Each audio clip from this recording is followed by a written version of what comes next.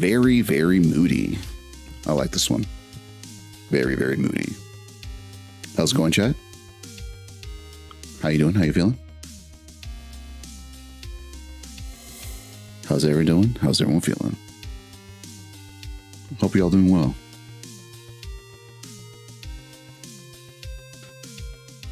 Let's make our way over, shall we? Let's reveal who we are. Let's reveal ourselves. And let's say hi. Let's chat more formally. How's it going, chat? Oh, we're good. Woos. Woos indeed. Woos indeed. Oh, man. You know, it's good to have some good conversations back and forth. Having another one of these so close to one another. But yeah, I mean, you see in the thumbnail, you see who they are already. And I'm glad you're all here to watch us, have this great conversation. But for some reason you don't know, we're going to be talking about someone who's who got into the scene very young and did something that a lot of people don't normally do, which is run tournaments, do that kind of stuff. We're actually going to be talking with Kyle, the founder of KML Tournaments, does production, events, and organization from Maryland.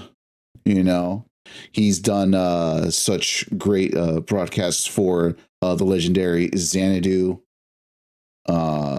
has worked with Supernova, and recently had his own P-tier situated Cavalier Clash, and apparently he's the KML local, or KML local, is one of the most, one of the biggest, ultimate locals since the time of Xanadu.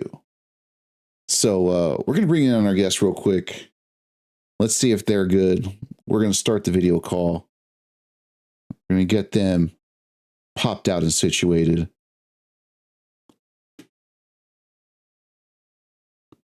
Hello. Mic check, mic 2. Mic check 1 2. Don't mind if I do. Take a mic for a while as we get through to you. Yes, let me get my camera situated. Here we are. Hey, there you are. You're here. Hello. Ah, that's great. Let's head over so the crowd, or not the crowd, the chat can see you. They should be able to see you now. Hello, everyone. How is nice it going? To be here. I'm glad. I'm doing well. How about you? My arm's hurting. I'm going to recommend don't get old. Do your damn best to not be old. Because I'm trying my best. It's all right. Be older, that's totally fine, but getting old is the real problem.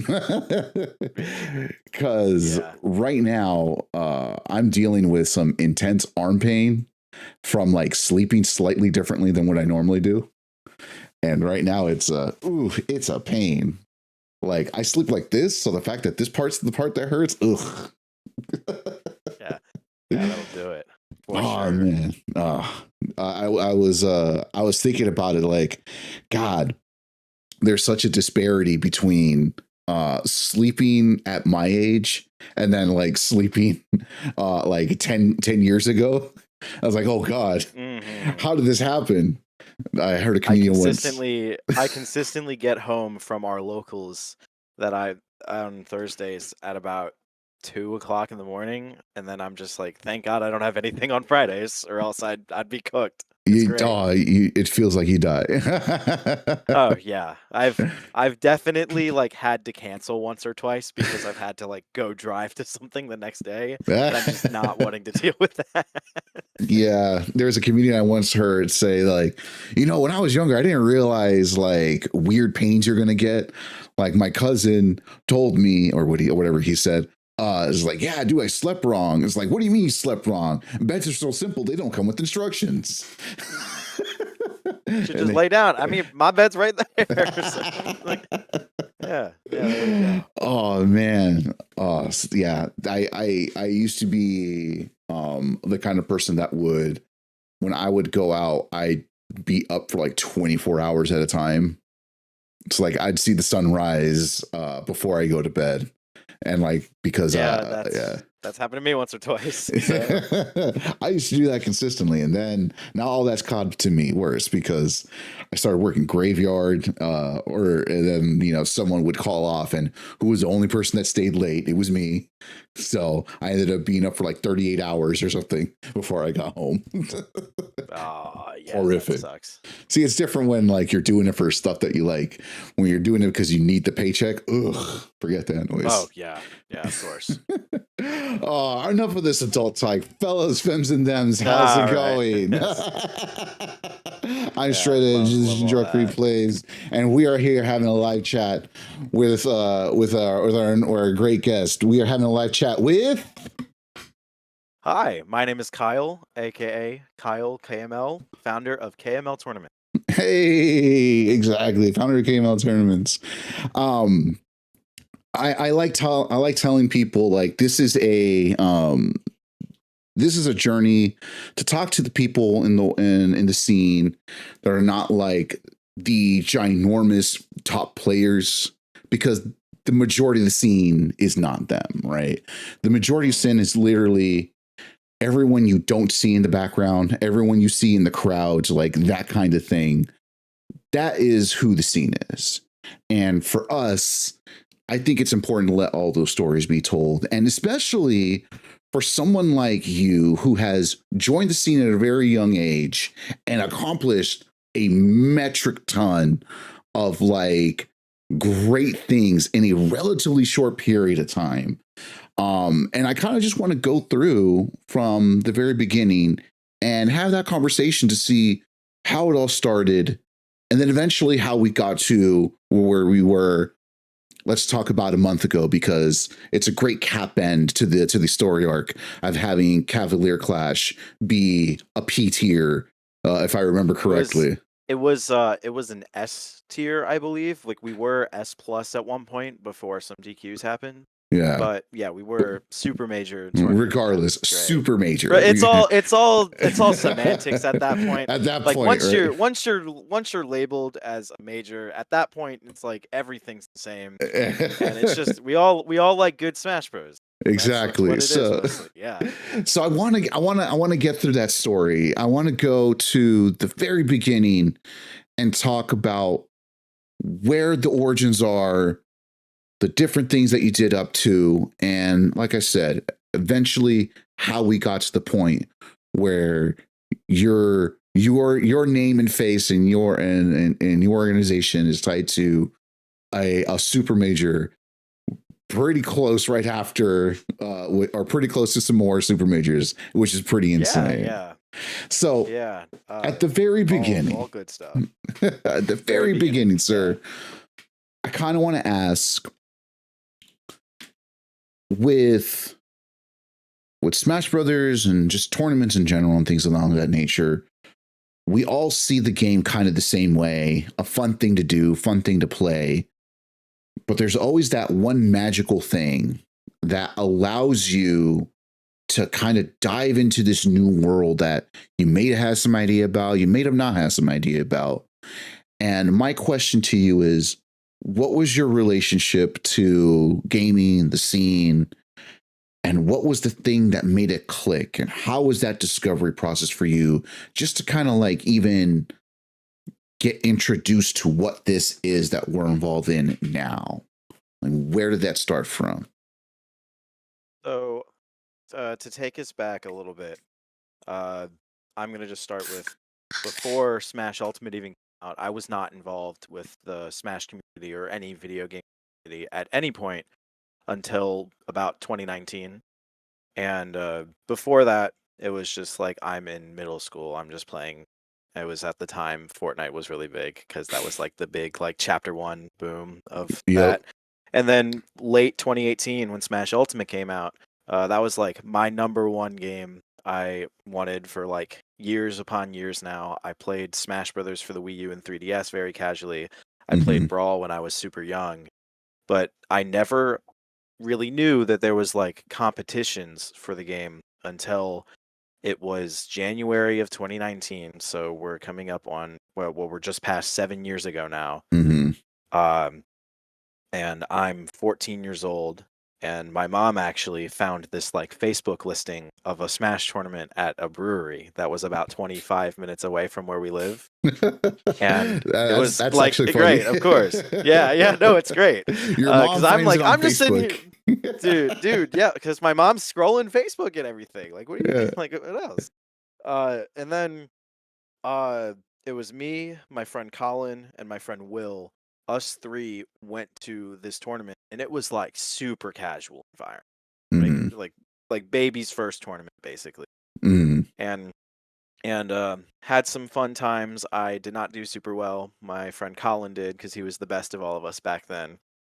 And yeah, that first tournament was like, okay, I understand that there's Smash Bros competition. So for entirety of 2019, I would go to tournaments on and off, but I'm still super young. Mm-hmm. If I'm starting high school, it's like, okay.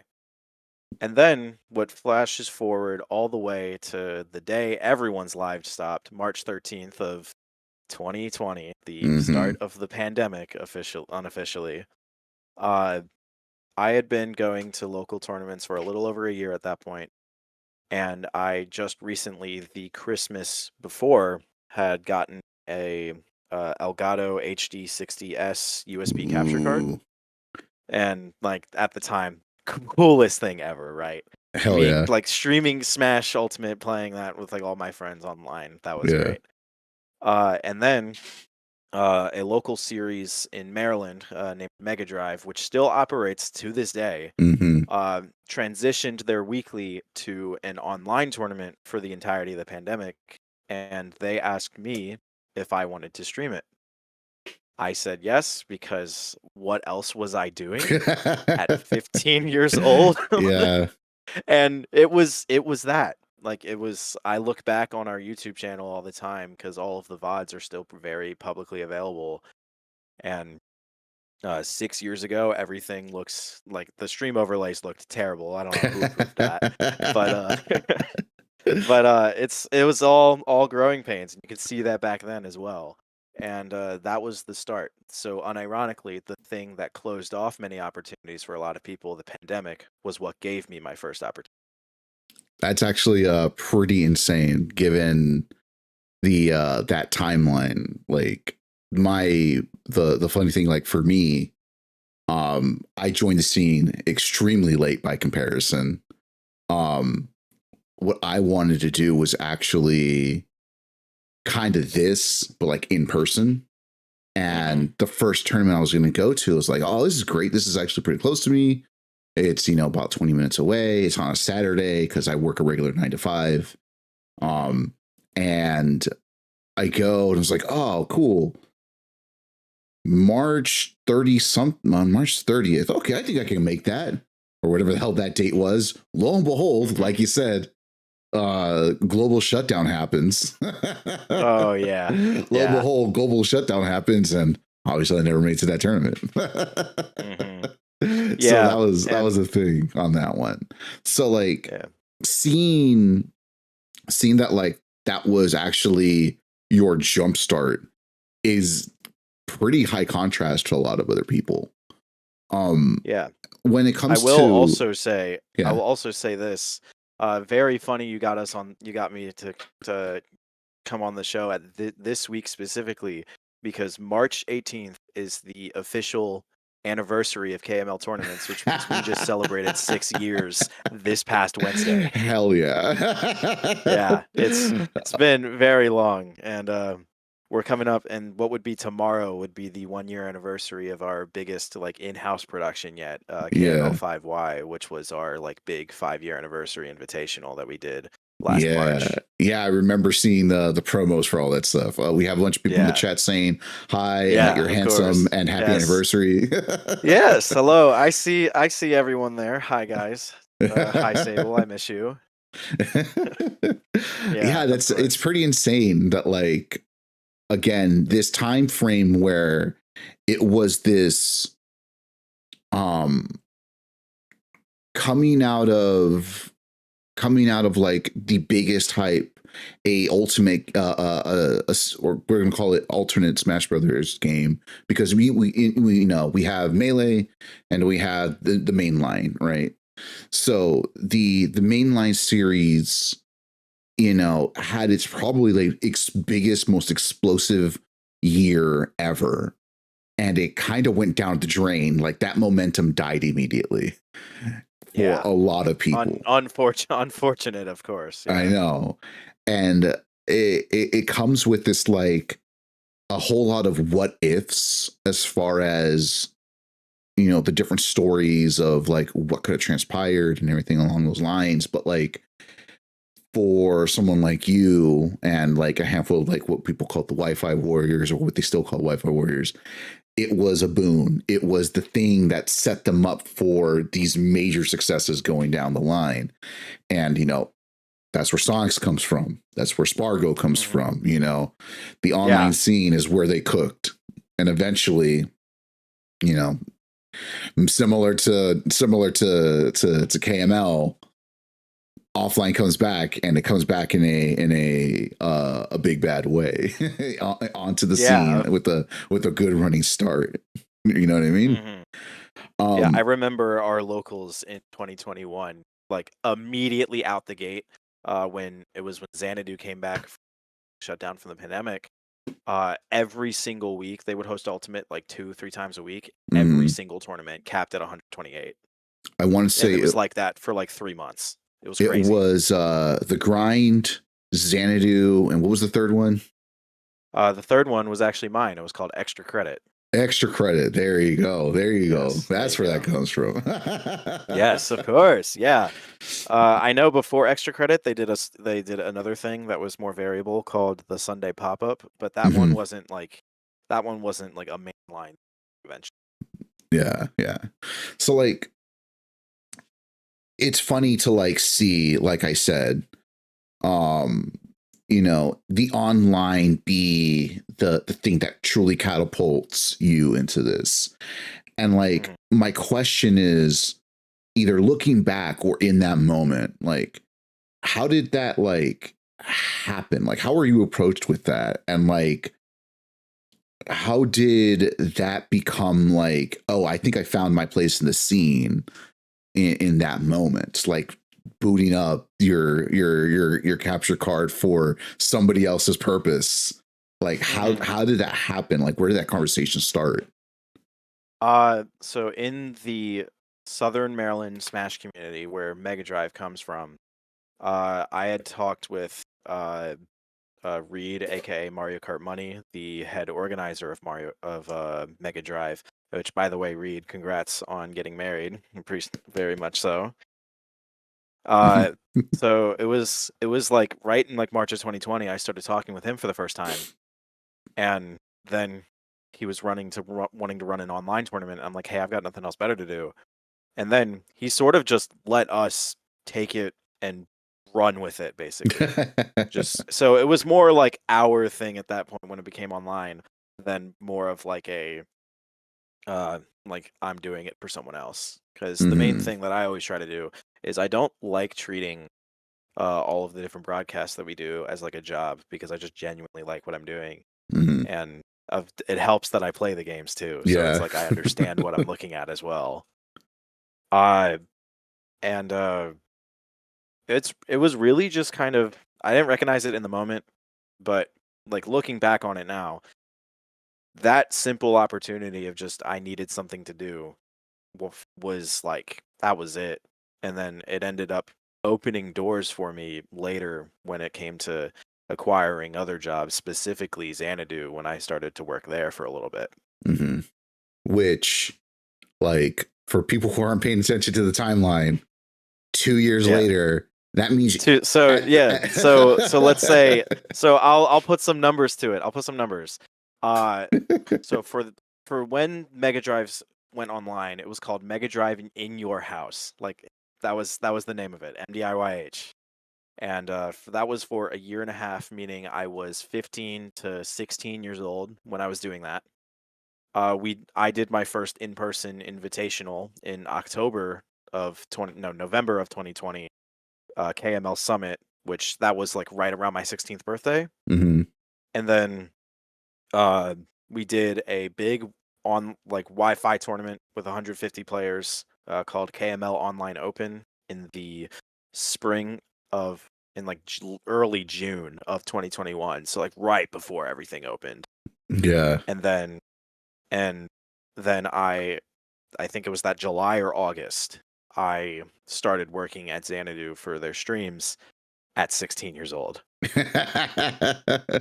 So when I tell people, Yeah, I know you're chuckling. You're chuckling at me. Like, when I'm I'm sorry. that's what I'm saying. When I'm telling people, Yeah. like, look at this timeline and like, and the amount of like work and knowledge that you Yeah, were and able to I'm garner. leaving out like a bunch of stuff as well. I know, 'Cause like, even but in like, that spring 2021 timeline, I also helped with it was a group out of Maryland that's now defunct called Game Gym.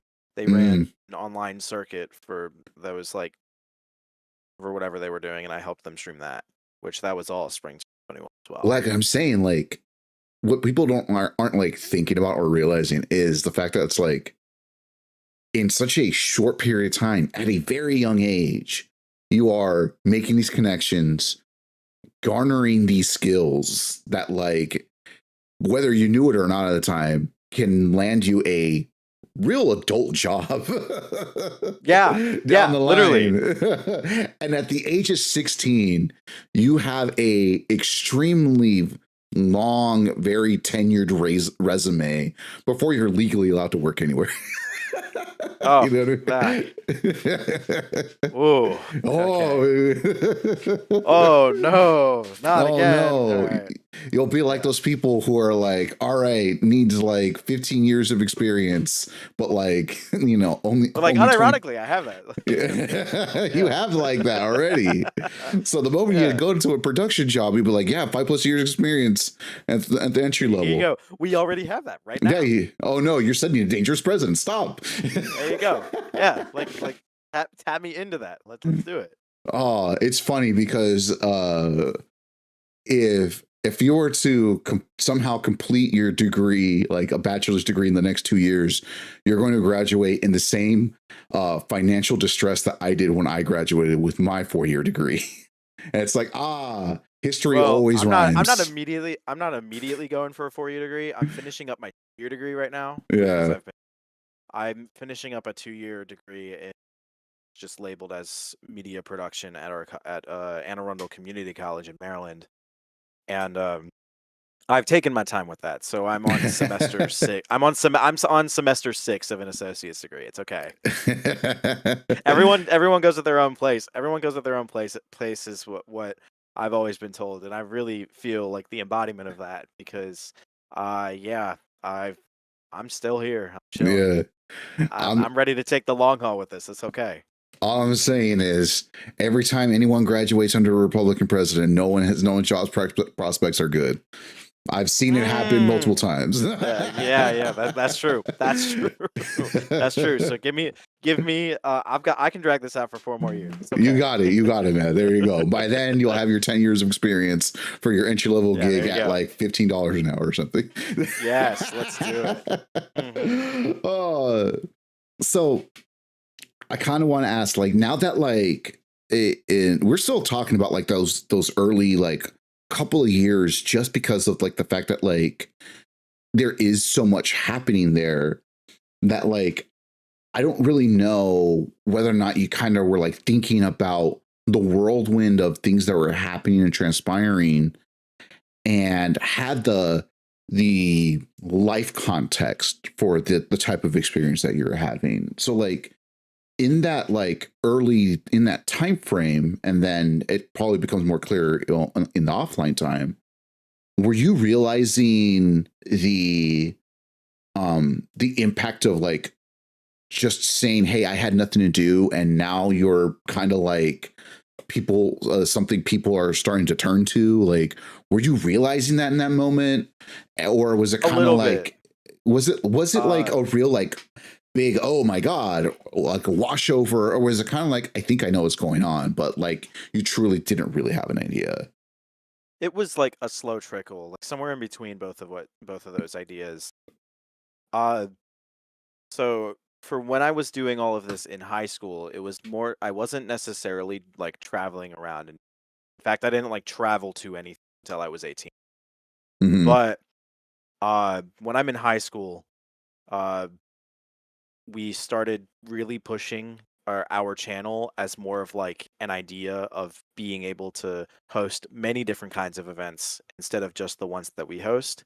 Hmm. So mid 20 like late 2021 when Mega Drive came back to in person, we were like, despite me not being able to go there pretty much ever, they're still using our channel. Like Hmm. we didn't stop doing that from the pandemic.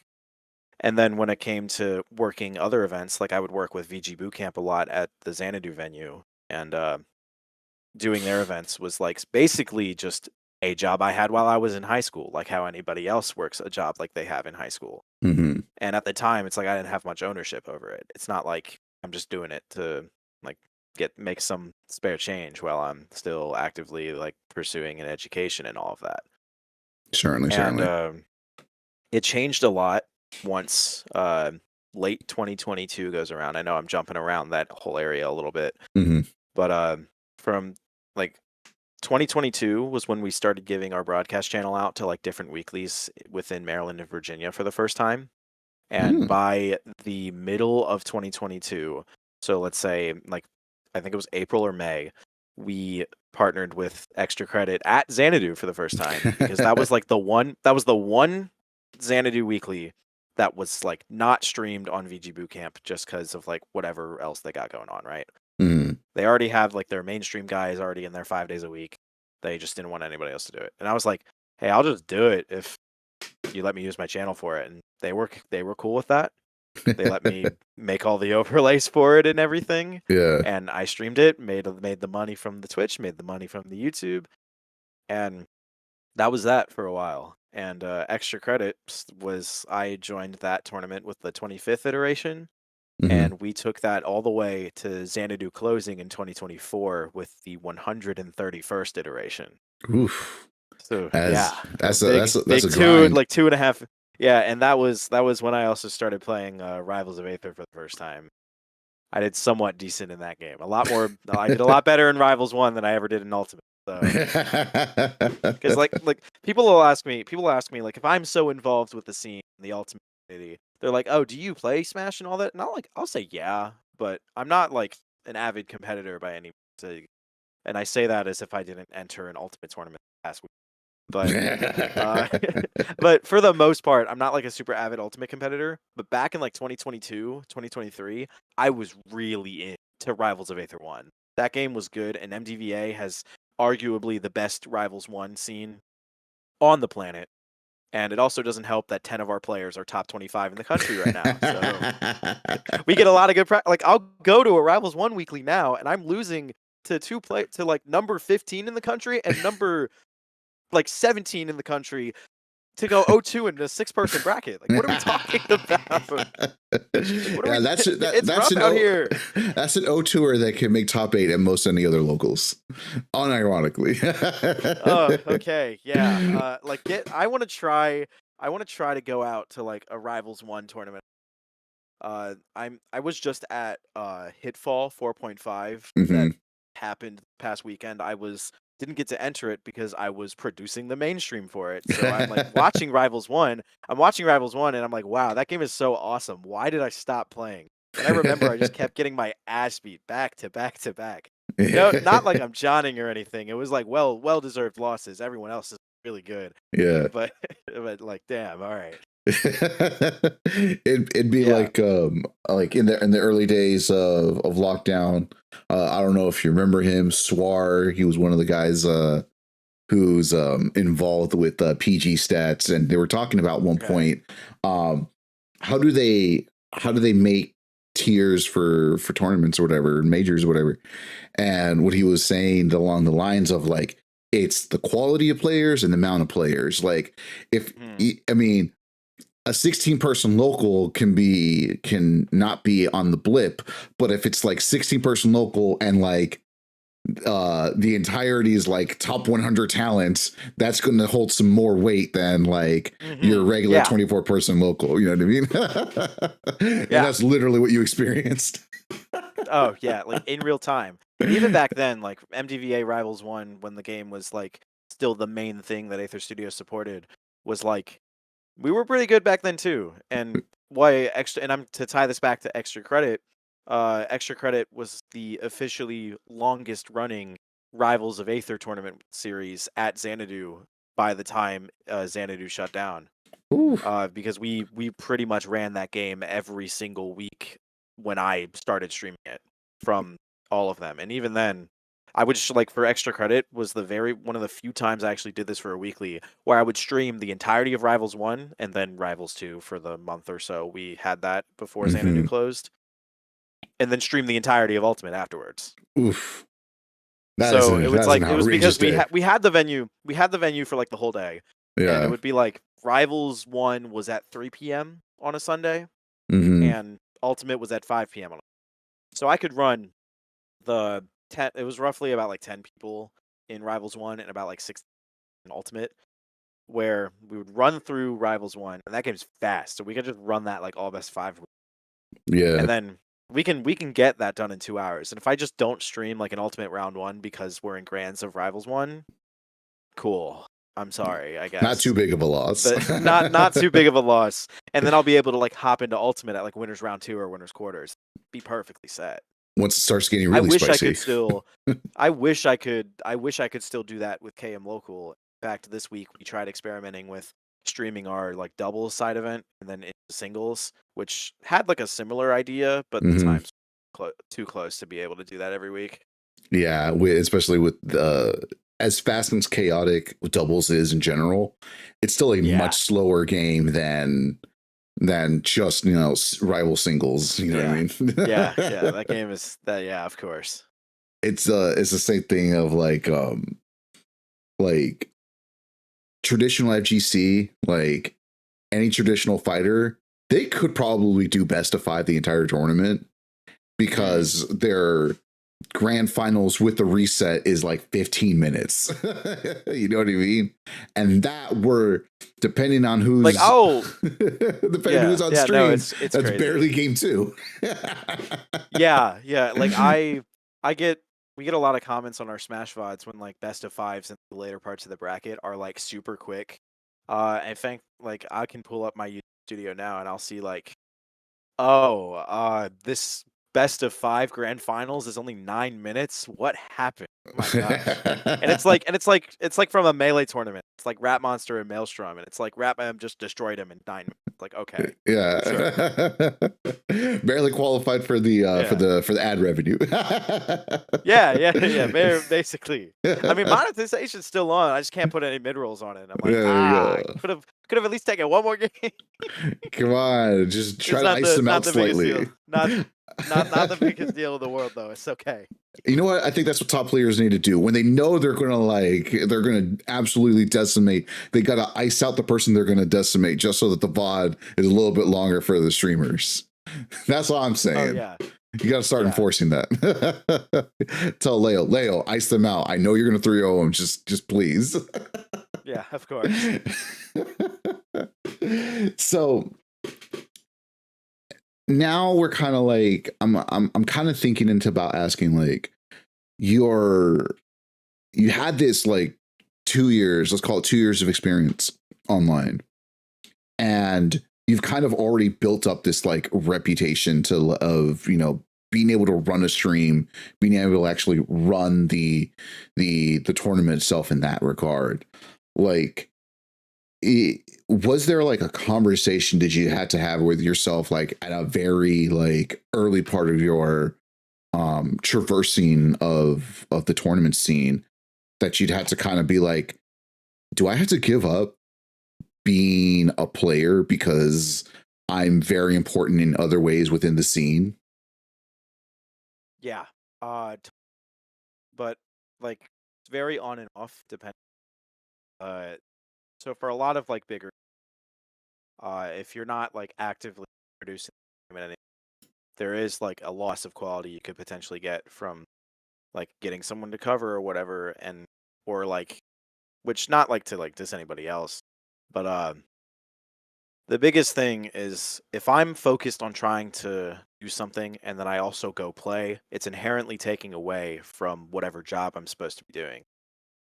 So at a certain point, I was just kind of like, unless it's like a weekly tournament, I just gave up trying to enter the bracket at the same time if I was also like streaming it.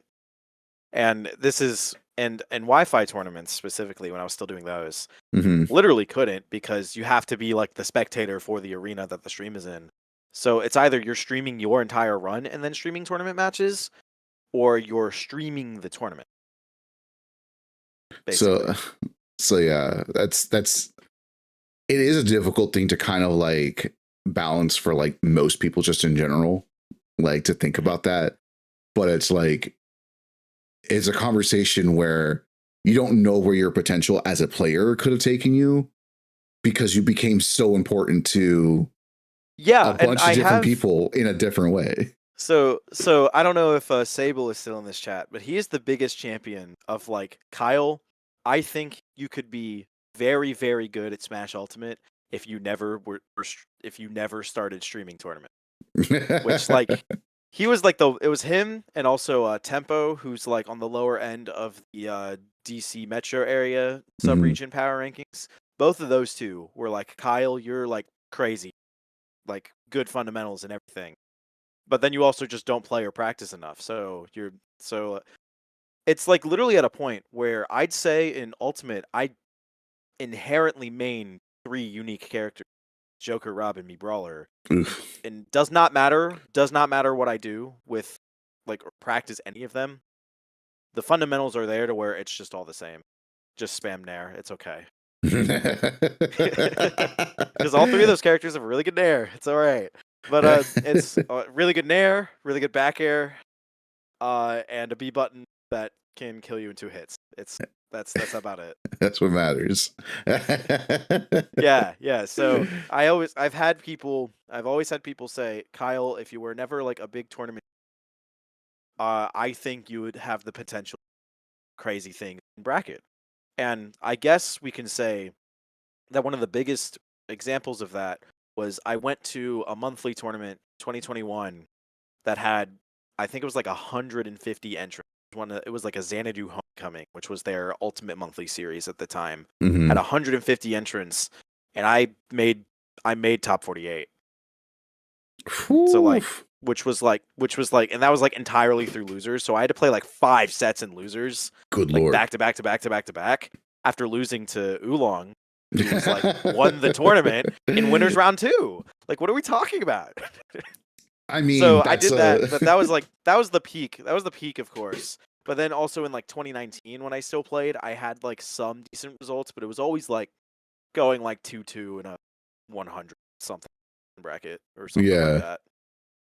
I mean, like again, this is like that crossroads, right?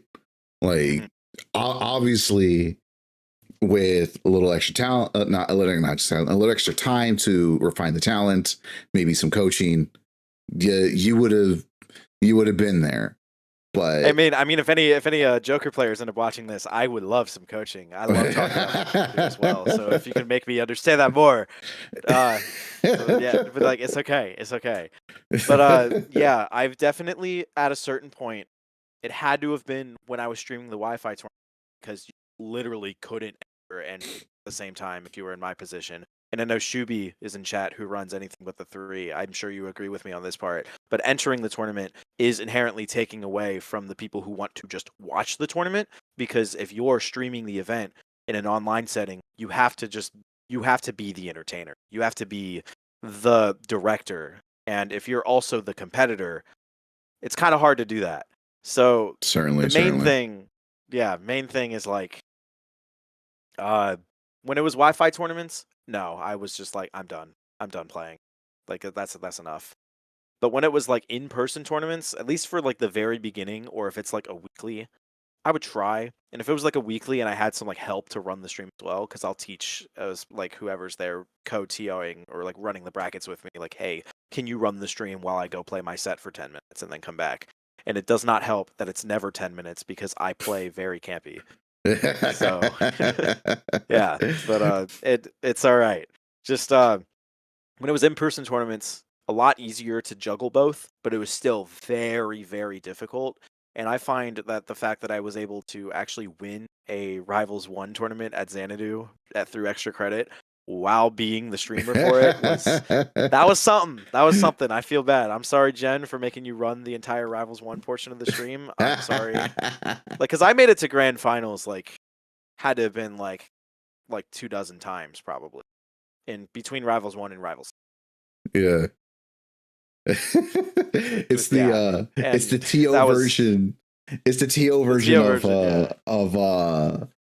of Junebug missing on his block because he made top 3 top actually 8. I don't know if you caught any of Smash Bros Melee at Cavalier Clash, which that's fine. It was a very much Jorge, he had the same thing. Jorge made it to 4th and then was like, nah, I'm a DQ anyways, and then gave his opponent the spot in loser semis that he just won game 5 against. Yeah. And then he didn't even commentate the start of top 4 anyway because he gave that part of the block to Eve.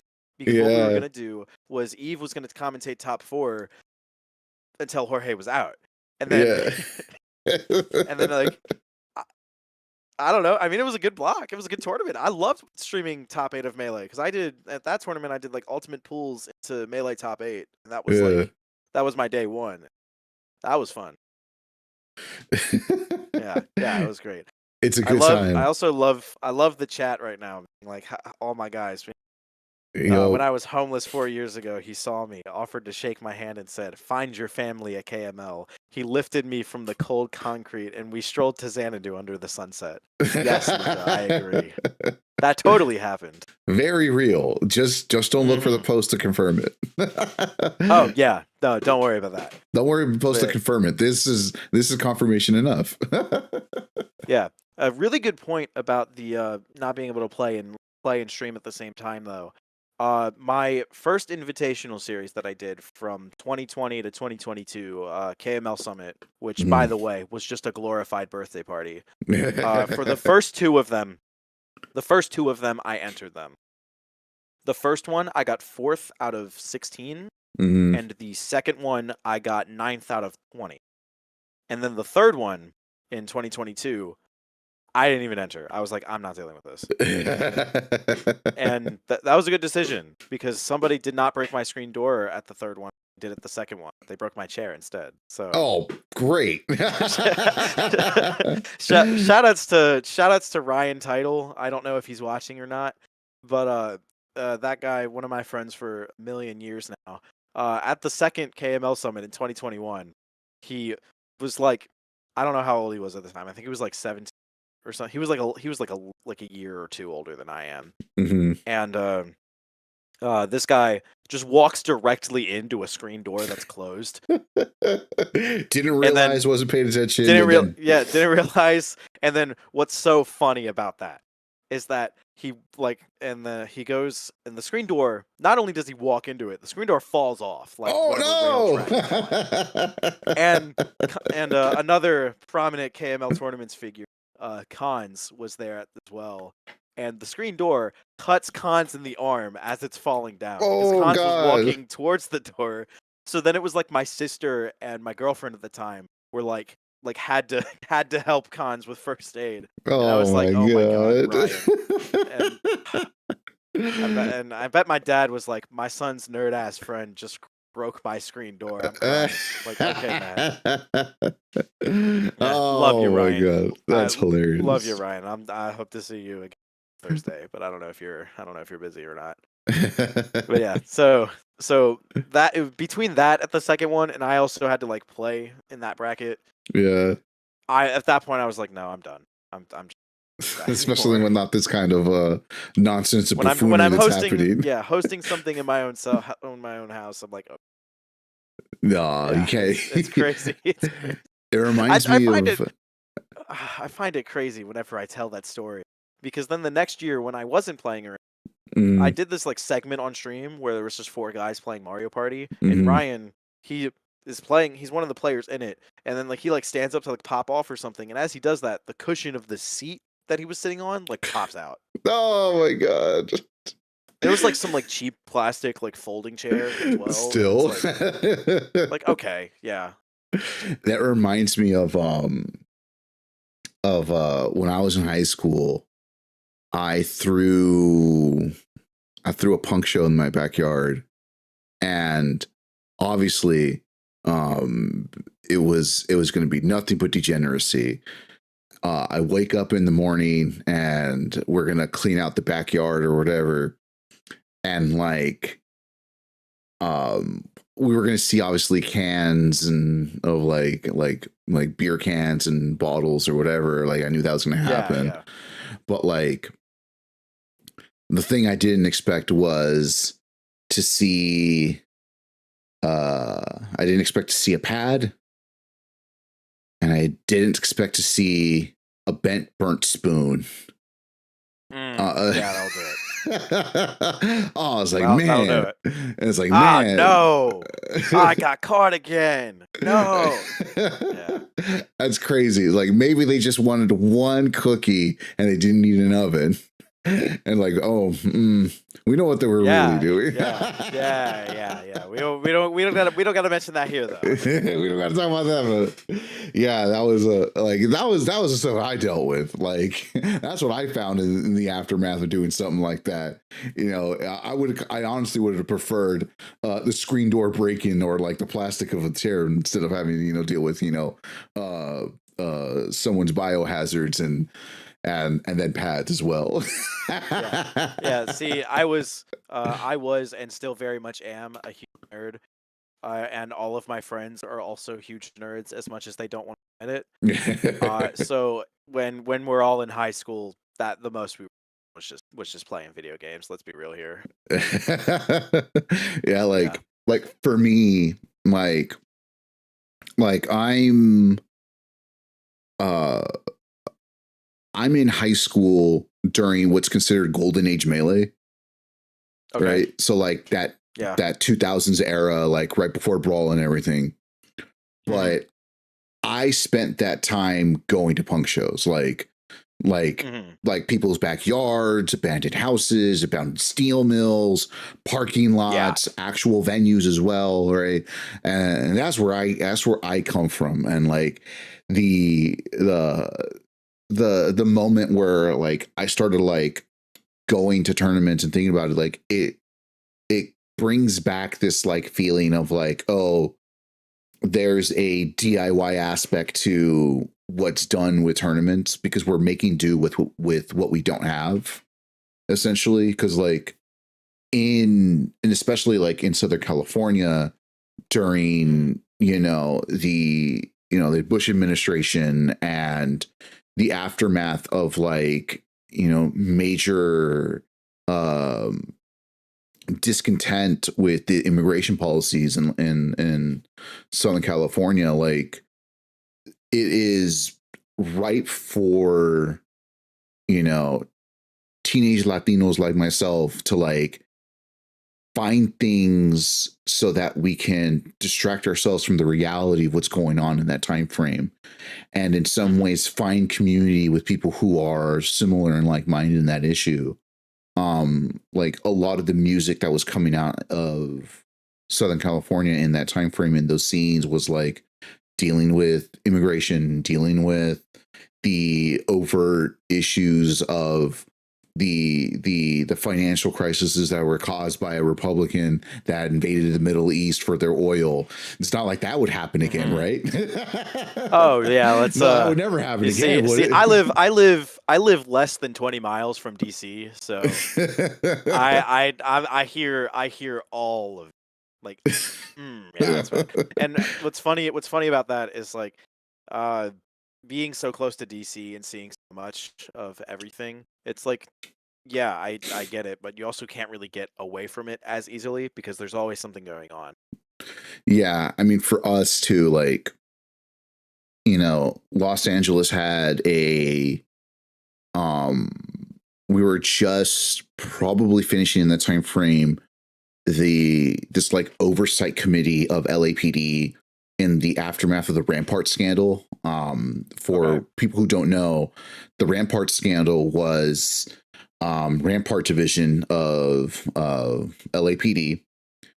They needed a massive hiring event, and they hired a bunch of people, and they needed to push people through. So they laxed background checks. They laxed the ability of people to pass, and it resulted in some of the most violent law enforcement with minimal oversight, because they needed to stress a huge amount of hiring, and that it targeted Black and brown communities. Again, it's not like that's ever happened in recent times. Yeah. So one of the things with that was some of the people that are actually being pushed through, the reason this whole thing broke was because they moonlighted as security for Suge Knight. And there was a non-zero chance some of them were involved with murders that Suge Knight ended up being convicted for. Okay. Yeah. So like that's what I was like, that was like in the shadows of everything I was dealing with. So like gaming wasn't necessarily the thing that like kind of gave me that like outlet, so to speak. It was, going to these punk shows. But yeah, again, the intercommunal bonding and the creating something out of nothing, that DIY like attitude is the core of like what we do in moments where like we don't know how to push forward, so we're just going to do it ourselves, right? Yeah, You don't necessarily ask that was what we permission. did. Yeah, Right. that was pretty much what we did. And I guess when I was in high school, with like all of the tournaments and all that, same thing where it was just like, hey, I'm the KML summits I was talking about. All of those were just, hey, I want to run a tournament in the downstairs of my parents' house, and they were like, okay. So appreciate both of them for pretty much not caring what I did, and they were just like, yeah, have a bunch of your friends over and play a tournament and give them money for when they win. Yeah, sure, let's do with that. It's your money. And I was like, okay, yeah, let's do it. And that first one that we did in 2020 was a little bit of like a logistical uh like hurdle just because of 2020 and everything. Mm-hmm. But after that, it was like just a bunch of guys all my age hanging. That's the root of it, and that's always just people always say like, "Oh, how do you always do all the stuff that you do? How do you know how to do your streams? How do you know how to run tournaments and all that?" I was like, I just did it, and it's really just you just got to do it. And it sounds like that's like I'm excusing the like the question, just like whatever. But that really is just the root of all of it. Like just there's no harm in trying, and that's what I did. And that's what I did when I started streaming. That's what I did when I hosted my first invitational. It's like there's no harm in trying. You learn from it afterwards, and then eventually you can make money off of it. You learn how to do it, because that if you don't learn how to do it, you'll never be able to do it. You know what I mean? Yeah, exactly. Like I cannot imagine where I would be if it wasn't for the Smash community, and more specifically my friends I've made within it. Because like most of my friends that I talk to now are friends I've made within the Smash community, and I could not imagine where I would be without any of them, and just like any sort of way to figure out what I would be doing at the job, figure out what I'd be doing for school. I don't know, and it's that whole idea that we started from literally nothing to now we run the largest local in the state of Maryland. Like, okay, there you go. So, kind of like to ask about the next step of the journey, then into what eventually leads to that. The offline comes back, so to speak. You've now kind of like, again, in this short period of time, created a really good resume for yourself. and now it's time to really take it fully offline. Like, what were like some of like the growing pains that you had from being an online series, an online runner, an online broadcaster to the offline? And where did you really find that like dissimilarities and similarities either be a hindrance or something that like made you see, oh, there's this transition I'm doing, and now that I'm doing it, this opinion I have about this and this. So like, what was that like going from that transition offline? And like, what different hurdles did you have when it came to it? The hardest part, like right at the beginning of offline, because I was so young, like 16, I took a while to get my driver's license. So it was one, getting that, Mm-hmm. which that's like a given. But also for like the second half of 2021, I didn't do any streams to our own channel for like a while. Uh, I just like kind of worked at Xanadu because that was like the only thing going on. But then come 2022 and 2023, when I actually started like doing like person production gigs again, Mm-hmm. the hardest thing that I learned had to be that everything costs money. Oh my god. So I'm like, oh my god. When I look back at what my production setup to look like at some of those like early events I did in 2023. More so 2022. That's like the big like first year of me doing things like fully Mm-hmm. offline as like this is KML Tournaments, the production org. Mm-hmm. Uh, I was everything was so, for lack of a better word, just shit. Like everything, just like everything. I'm like using USB webcams like this one, and like for like player cameras that need to like move around and all of that. Like my equipment wasn't good. I didn't have enough cables. So it was just like, I'm poor. I need to upgrade my equipment. Which like great. Doing more things will eventually let me do that. So Yeah. cool, I guess. But it's just not having the money to get the product I know I'm capable of delivering because I am 16, 17 with no other source of income. Mm-hmm. And then by the time I got my full driver's license, that half of the issue was solved. And but then like whatever.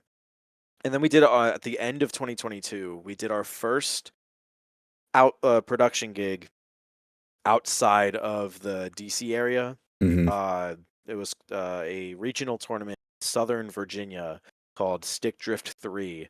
Mm. And that tournament was definitely something, that's for sure.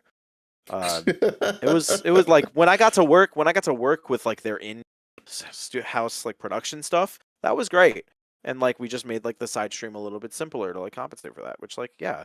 But it's moments like no, like getting our first opportunity like that was what really like pushed the door forward of us being able to work with like all of the other big tournaments that were popping up in our region.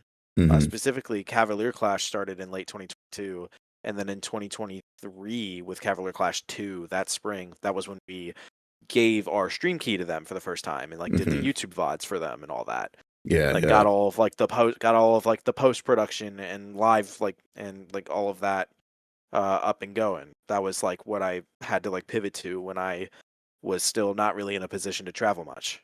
Mm-hmm. Certainly.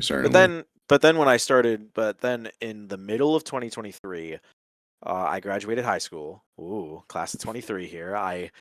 My freshman year of high school was the one that ended short from COVID, and my sophomore year was the one that was completely online. Mm-hmm. So like the experience with that was my freshman year of high school was completely normal for the most part. And then March 13th, 2020, we all know what happened after that. Everything stopped. Okay. The near the end of second The semester, right? Because you're on the semester, right? yeah. Yeah. That in my high school did technically quarters, so it would have been Oh. the very, very start of the fourth quarter. Oh. Okay. Was like when everything just like decided to stop existing. Oof. And then sophomore year, completely online. It was terrible. I'm sitting at my desk for 8 hours a day in online classes because no one in public schools knew what they were, how to like actually structure high school students to take Yeah, online classes. Like when I'm doing an online class right now in college, and it's more like an asynchronous kind of thing. Like there's no yeah. meetings I have to attend. But in high school, I had to go like back to back to back, like, and then like in the middle of that, I would just hop in a Discord call with some friends, basically, just like pretty much every day. Uh, and Use those OBS definitely have virtual also had. webcams. Oh yeah, and that's actually what I'm doing right now. I like routed my OBS to like make sure everything looked good before I got on. Yeah. I mean, I And also have this. Let's see. Boom. I oh can do yeah. I can do that if I want to. See, I actually am sitting inside of stream package for my weekly right now, so I've got like this that could come up as well, and like all of the different things. What is? I don't even know what else is gonna come up. So yeah, I'll hide that for now. It's funny. It's funny how like everyone was struggling to figure out how they're going to do everything remotely, and yet there Yeah. was so many people that like they could not, they just could not fathom how to do it, and it was just terrible all the way through. Some people were able Yeah. to get used to it real quick. It's like, oh, let me just do my things right here. And then there was people like me who like during that time frame, I can't like work from home. So I had to still travel to my job.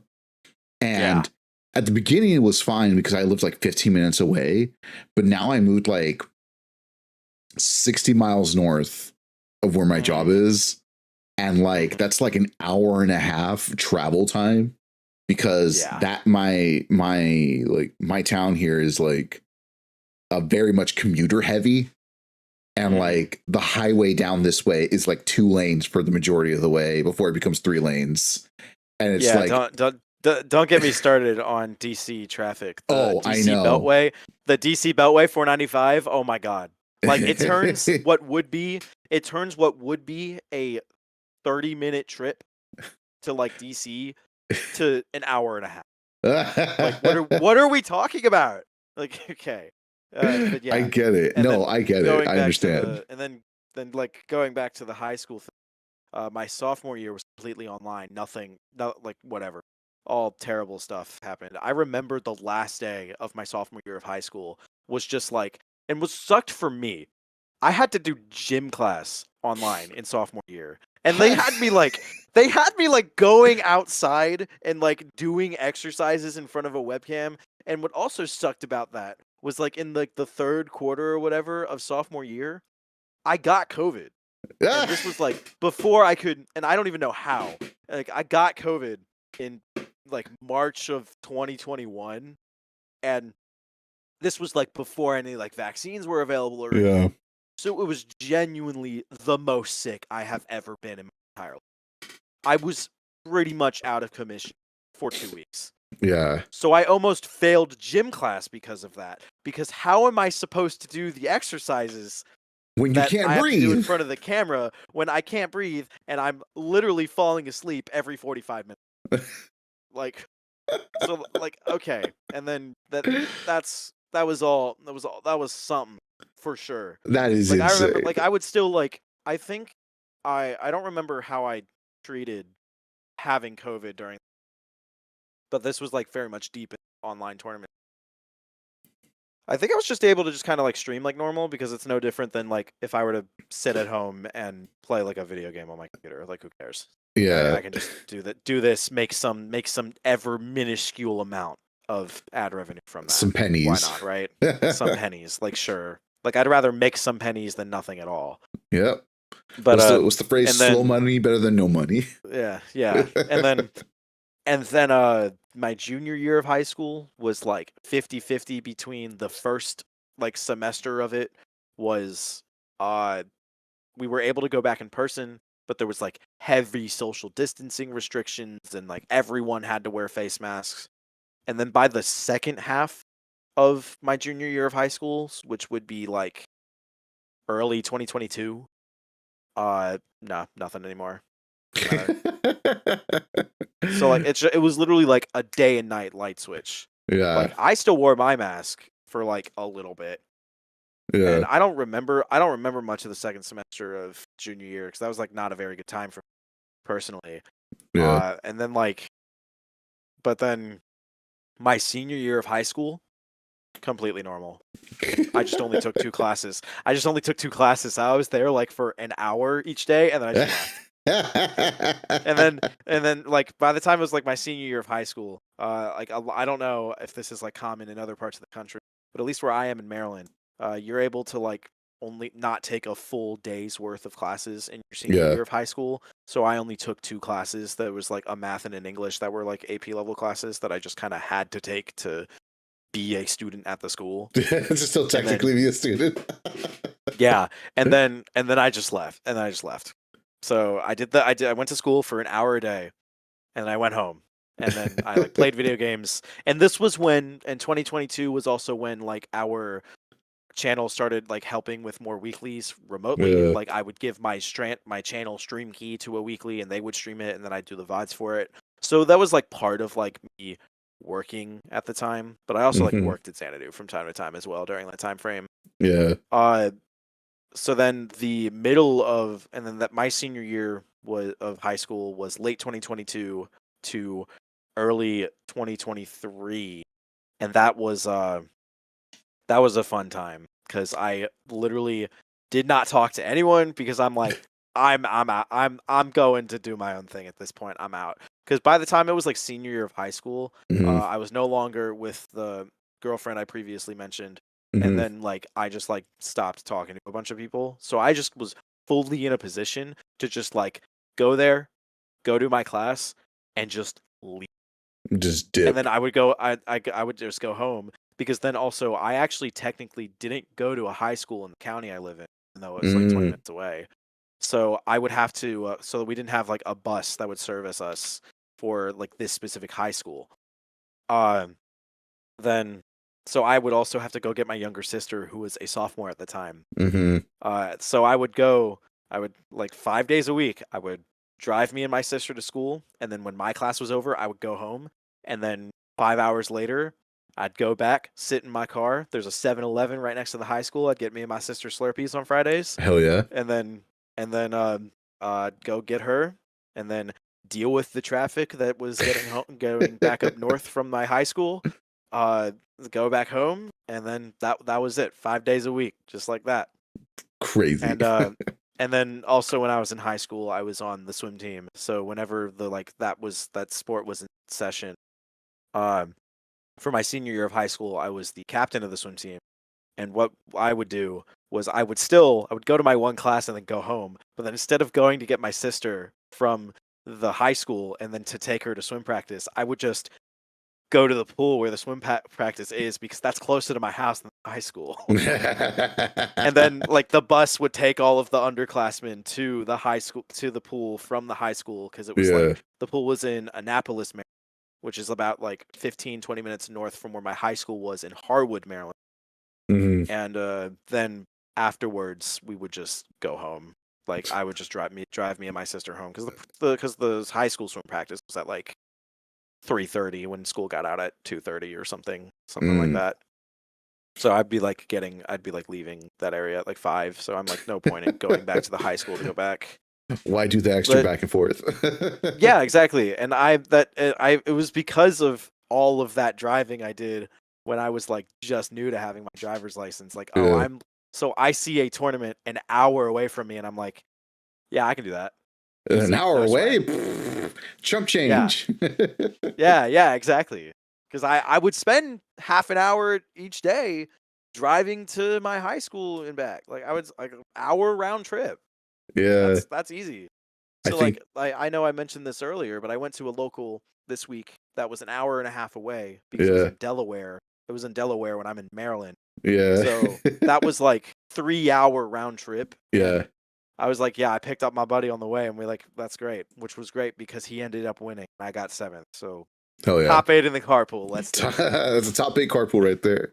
I think Yeah. the local I go to the most, or I've been to the most, is with the folks PAL Gaming. Yeah, I've seen them. Yeah, so they're hour and a half, hour 40 minutes, something like that. Because it takes me about 45 minutes to an hour to get down to San Fernando Valley, so like the most like northeast part of the LA County. Then from there, it takes another like half hour to 40 minutes to make it to where PAL like hosts their tournaments. So like doing that, it's just nothing. I'll do it. I'll do that one. Light work. Drive every day. Light work. Exactly. That's light work. And this is why. And whenever our team goes out to different productions, I'm driver. Most of the time, I'm the one with driver's license car. But I'll we do patchwork in Raleigh, North Carolina, which from where I live is 6 hours from my house, and I'm like, I got that. I'll do it. I mean, if easy, it was easy money right there. How about that? If it was me, I would be the only driver because I get car sick, so I can't be a passenger. So I'll tank an entire like 6 hour drive if I need to, if that ends up being the case. Yeah. Although I do need to sort of slow down my amount of driving I'm doing, because I'm sure, I don't know if this is a nationwide thing. The gas prices kept going up recently, and I saw that there's a gas station like right down the road from my house at like $4 a gallon when it was like just barely under 3 2 weeks ago. And I'm like, yeah, I see you rolling your eyes, and I'm like, yeah, me too, man. I've driven over. I drove over 5. I wish I could have $4 a gallon. I wish, man. Yeah, general area for me was like we were roughly sitting between like 3 to 3.3. Like just between all of Maryland. I haven't seen I don't that live like in directly. Years. Yeah. I don't live directly. Seen $3 in years. I don't live directly like in a city or anything. So it's like I get like some more like slightly like suburban prices, I guess. And I saw gas yesterday for 4.1, and I was like, yeah, that'll do it. But yeah, so the driving's so easy, lucky. And then the driving's easy, and then that's like the infancy of us doing stuff offline. It was like I would just be the I would be the driver for a lot of these things, because it was also all of my equipment that we had to use for the stream producing. But until I graduated high school, there wasn't anything I did that was like super far away consistently. And then once I graduated high school, I was like, okay, I'm a full-time college student, but they understand. It's a community college. It's okay. I just gotta email my professor beforehand and be like, hi, I'm not gonna be in class on this day because I have a work trip out of state, and they just buy it. And I'm like, yeah. They don't ask questions except for the 2 that did. There was this one professor I had that was like, so what do you do for a job? And I'm just sitting there like, how do I reveal my power level? And a lot of the times I do, because I just say I run a production company. Completely true. We do. That's what this whole thing is. None of this is a lie. So exactly. I've given professors my business card. And it's like the funniest thing. In fact, one of the professors I have for a class right now, I'm taking a drone technology class that teaches you to get your FAA Part 107 license. And that professor was like, he asked me about it because I was like out of class for an entire week. This was like when we did Cavalier Clash 7 into Dr. Xanos Bonfire 3 into KM Local Anniversary. I was like, I'm not going to class this. Sorry. Yeah. So then he was like asking me like, so because I'm like trying to catch up on it because we had like an exam like a week or 2 later. And he like asked me about how I did for my work, like what I did for work, and like that was really cool. And this guy even was like, yeah, I know where you host that like weekly show you do. I might have to come swing by sometime. And this is like this like guy in his like this guy in his like mid-50s probably. And I'm like, Absolutely, come watch. It's okay. KM Local is open to anyone Everyone, and everyone. all ages. It's okay. Yeah, yeah, which is also really great because and this also a good week that you've gotten me talking about like our past and everything. Because at KM Local this week, there was this like 14-year-old kid who came with his dad for Hmm. like his first ever tournament, and that was exactly me 7 years ago. Yep. And I was like It I'm felt the like, older guy. I'm the older guy that the little kid thinks is the coolest person on the planet. yeah. And I'm like, because that was me thinking that all the older like TOs that did all this stuff were like the coolest people ever, right? Literally full cycle Full effect. cycle, correct. That's correct. Full cycle moment right there.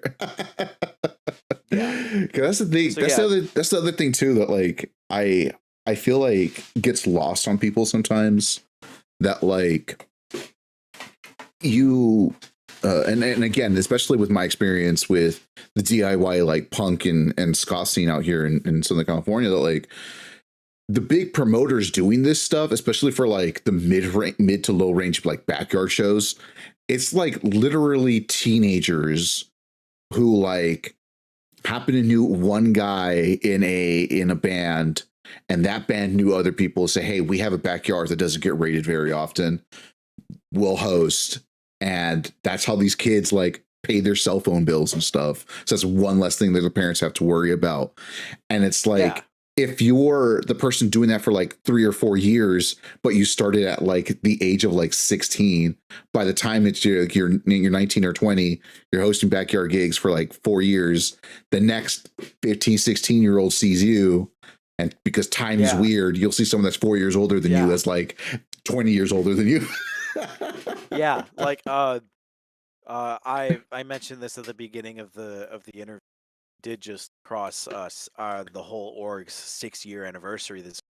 So I'm like seeing I'm 21 years old. I just turned 21 last October, Hmm. and like I see all of like the kids that that come into our tournaments because there's like a group of like high school kids that'll Hmm. eventually like go to tournaments around here, and I Hmm. see all of them and I'm like, wow, this was exactly me and my friends when I had the idea to start my like streaming stuff because and that's like anyone could do it, man. Like Yeah. I like there's like the like how I ended up I don't give myself enough credit because I keep saying like, oh, I was just bored. I wanted to stream.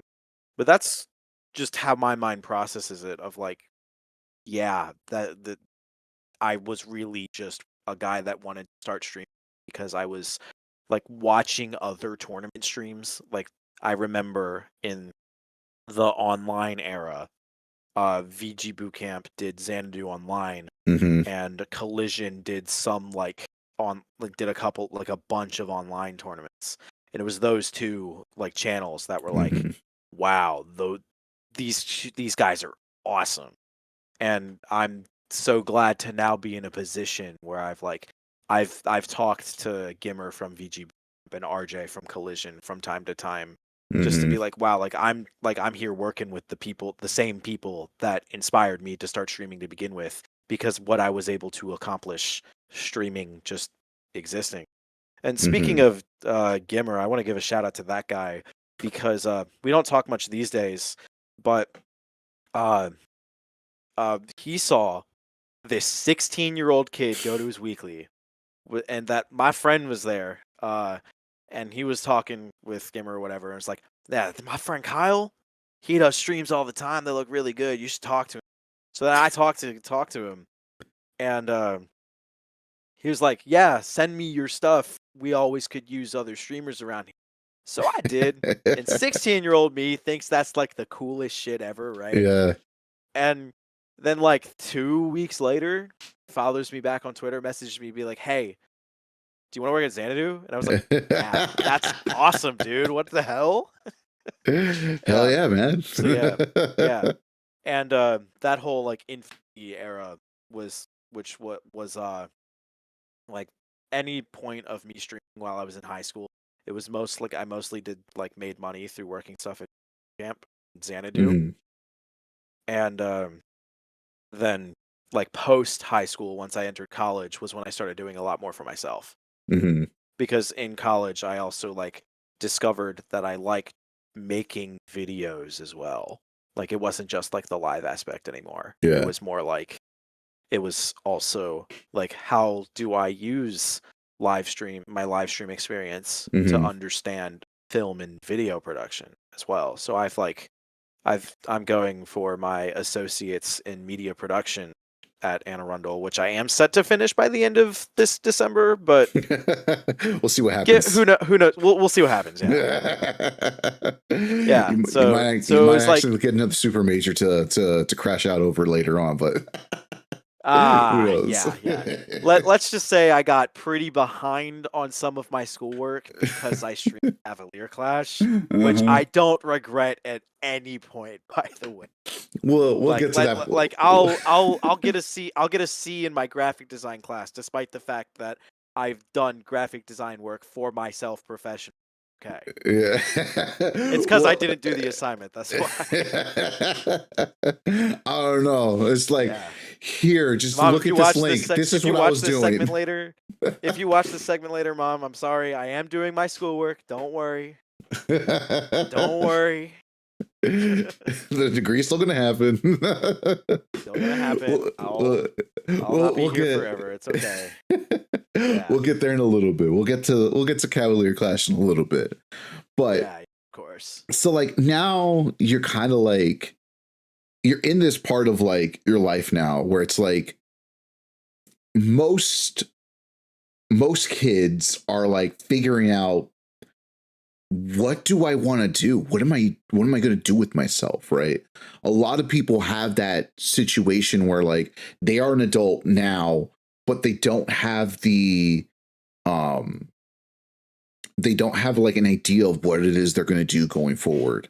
And because of like your experience with the streams and everything along those lines, the path is like very, I want to say set for you, but it's a really clear path to take down the line to go through and do these things, and like even choose your degree right away. To the point where you also have like, if for some reason you needed a job that's like not KML, and like you can be like, yeah, literally look at this giant body of work across all of these like different types of productions happening. Yeah. Has that like is that something that like you kind of keep in your back pocket? Do you acknowledge that really?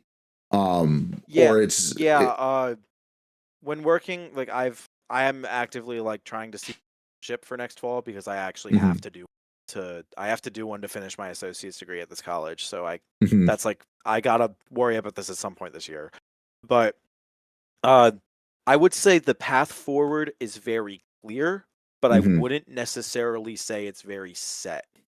The clearness of it is like, yes, I have the experience to work like broadcasting jobs and all of that, but specifically within the past 2 years, like starting in 2025, all of my streams have been doing significantly better. Like, we're not Twitch partner yet, but we're close, and I've applied a couple times, gotten denied, but like we're close. I know that.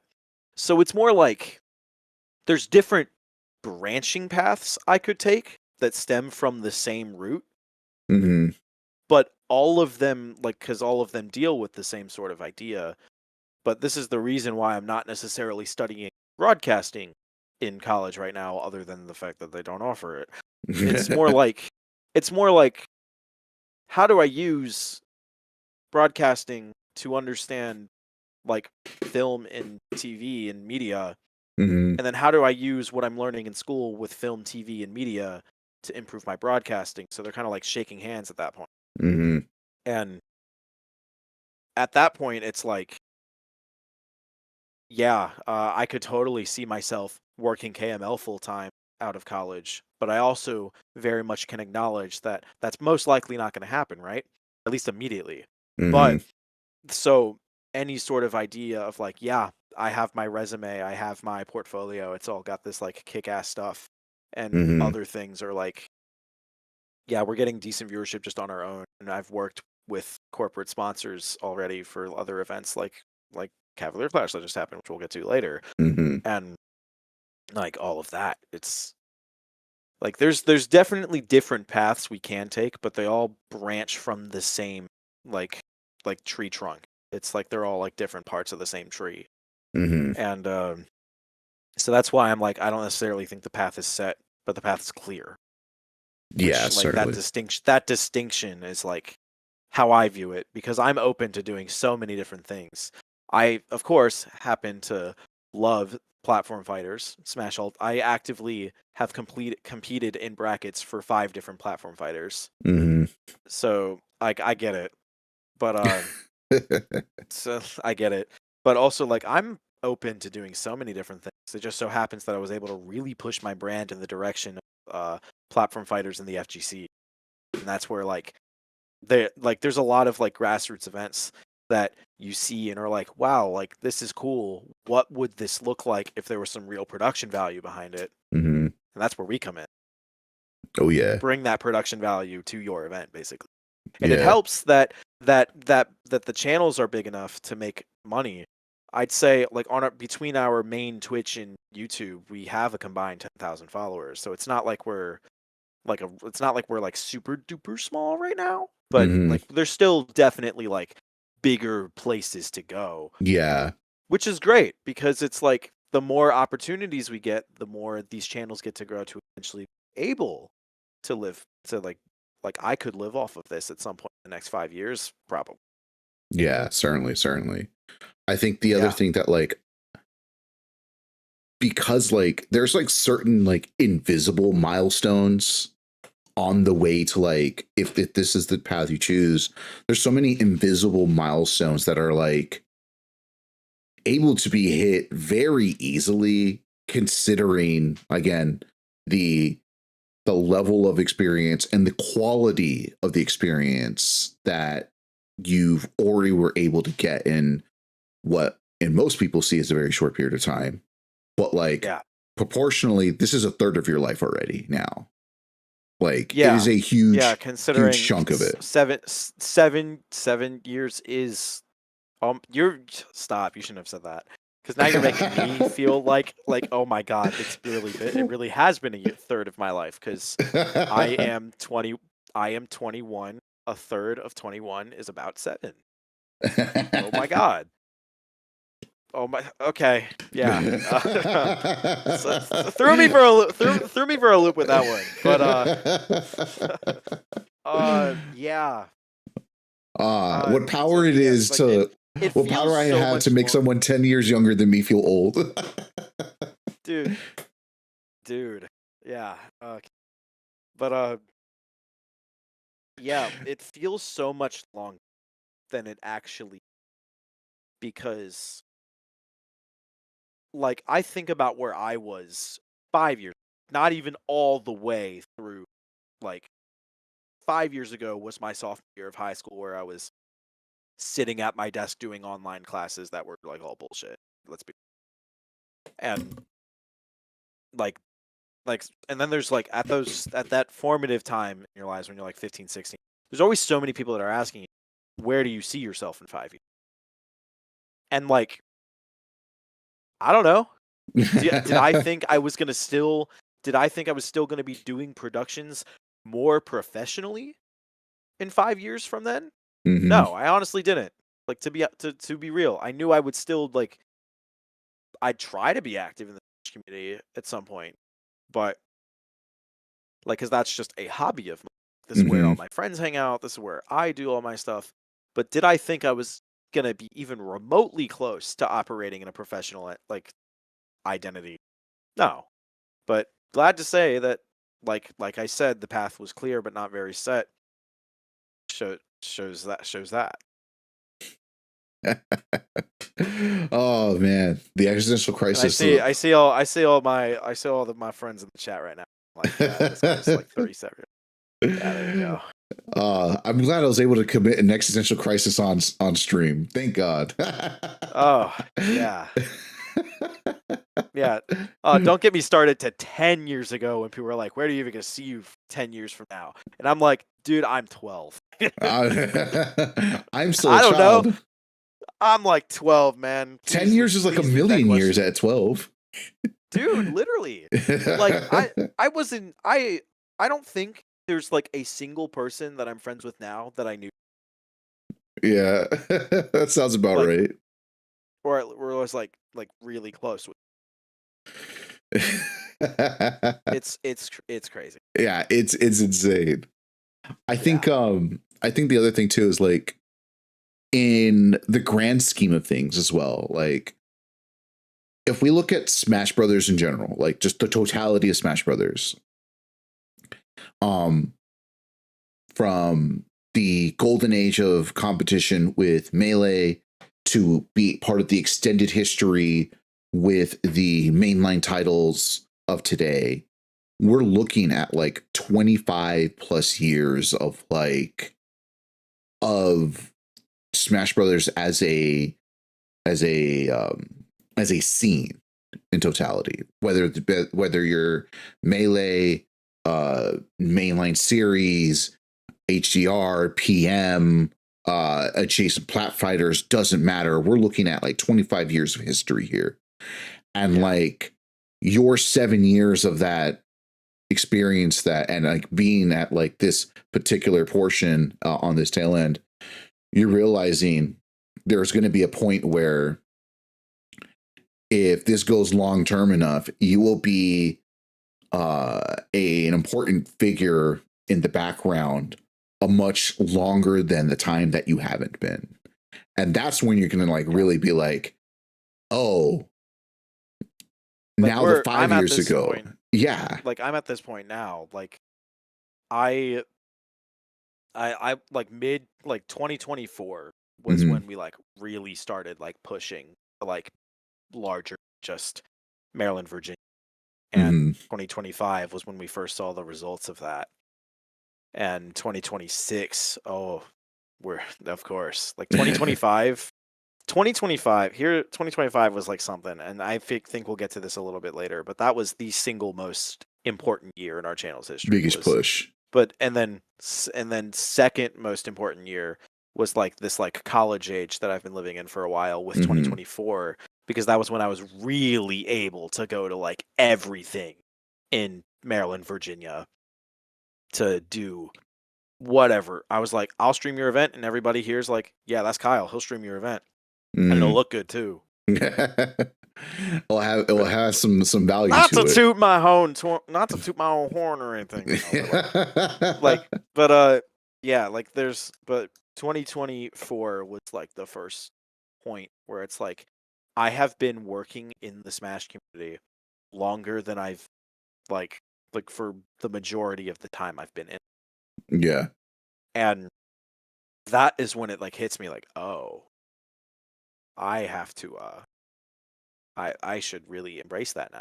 Yeah. And yeah, like and with how much the Maryland and to a small lesser extent Virginia Smash communities have been sort of like losing like things left and right for the past couple of years. Mm-hmm. I'd like to say that we're trying our best to sort of like recoup that, and we've seen success in things, mostly with Ultimate, but of course, like KML tournaments within starting in 2024 really started to get our feet in the door with Melee tournaments in the region as well. Mm-hmm. So like, and think about MDVA Melee. We have 15 players in the top 100, so we're like a very Yeah. storied. We're a very storied region already.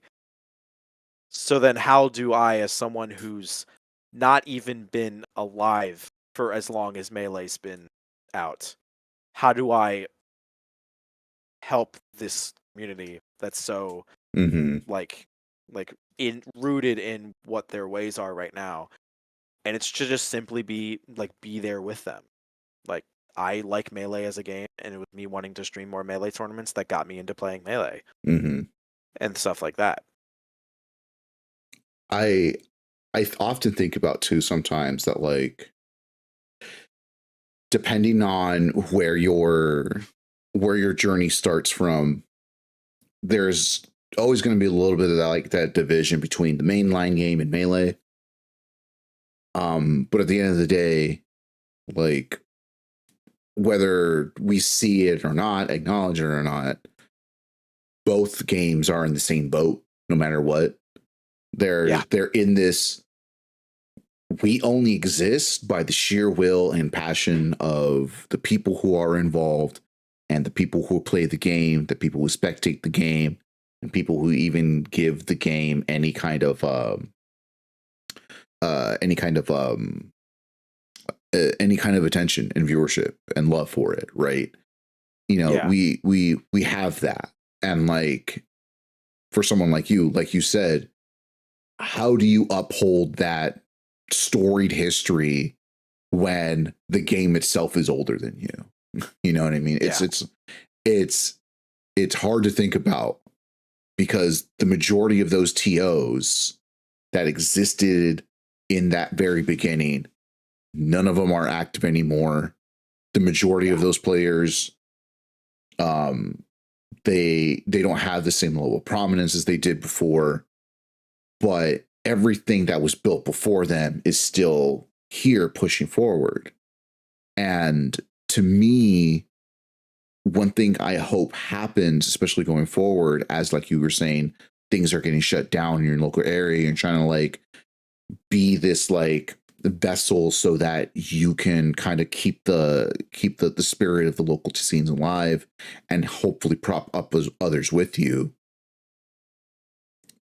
There's this concept of those before you planting the seeds that you will see the shade for that they never will.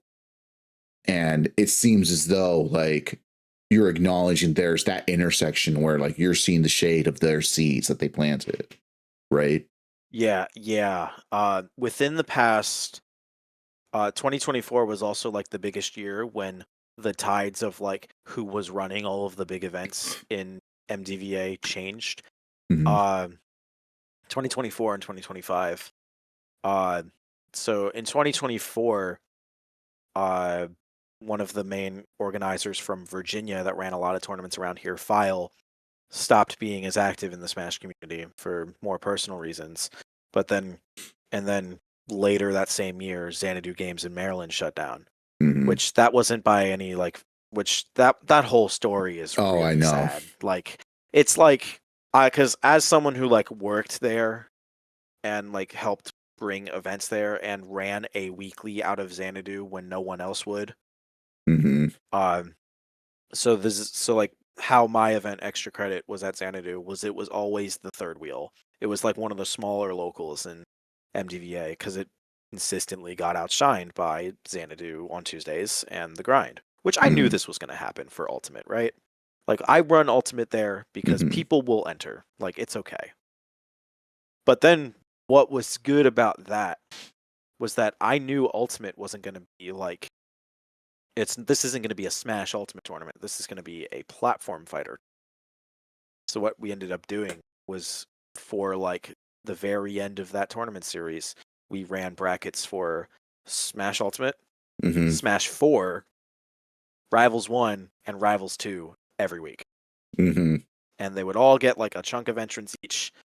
And we'd try to stream most of them. We even ran Nick Brawl 2 a couple times. Nice. And I love Nick Brawl 2, but that's a different discussion. Like basically that was what this event was propped up as. Because of course, if you want to go to like a super stacked Ultimate tournament, go to Tuesday or Friday. But if you want to go hang out with a bunch of people who like a bunch of different games on a Sunday night, Sunday evening, that's where I'm here. Like I'll run that. And it was really sad losing that because it was after that point I just physically was not really able, and I still haven't really been able to support or stream many Rivals of Aether events in MDVA because so much of that for both games was tied to Xanadu because Hitfall used to be at Xanadu. Now it's moved to the Cube in Stafford about like 70 miles away. And then but it was like all of that. Like Xanadu was such good for having resources for every community. And like, and even then, like every community, no matter how much they relied on Xanadu or not, because I know like the Melee community, like Xanadu was not like the most popular local in MDVA by the time it shut down. So like every community was hurt in some form. And now we're a year some change removed from that. I'd like to say every community in MDVA is in a healthy spot, but still losing Xanadu was that big to where Yeah. like the only community I can say that is like doing the same after Xanadu shut down is like the Melee community, because they were so like grassroots anyways. Mm-hmm. Ultimate having 3 locals at Xanadu meant that not only did Xanadu closing mean they lost a venue, they lost 3 weeklies at the same time. Yeah, And then certainly. the FGC in the DMV Oh yeah. lost Xanadu Thursdays as well, which now there's like a bunch of different locals that pop up for different games. I know we've got my local KM local runs Guilty Gear Strive and Grand Blue Fantasy versus Rising every week, thanks to Jeek from the Jeek League, who's like a big online weekly for Strive. Mm-hmm. Then there's like a whole bunch of other different events that pop up.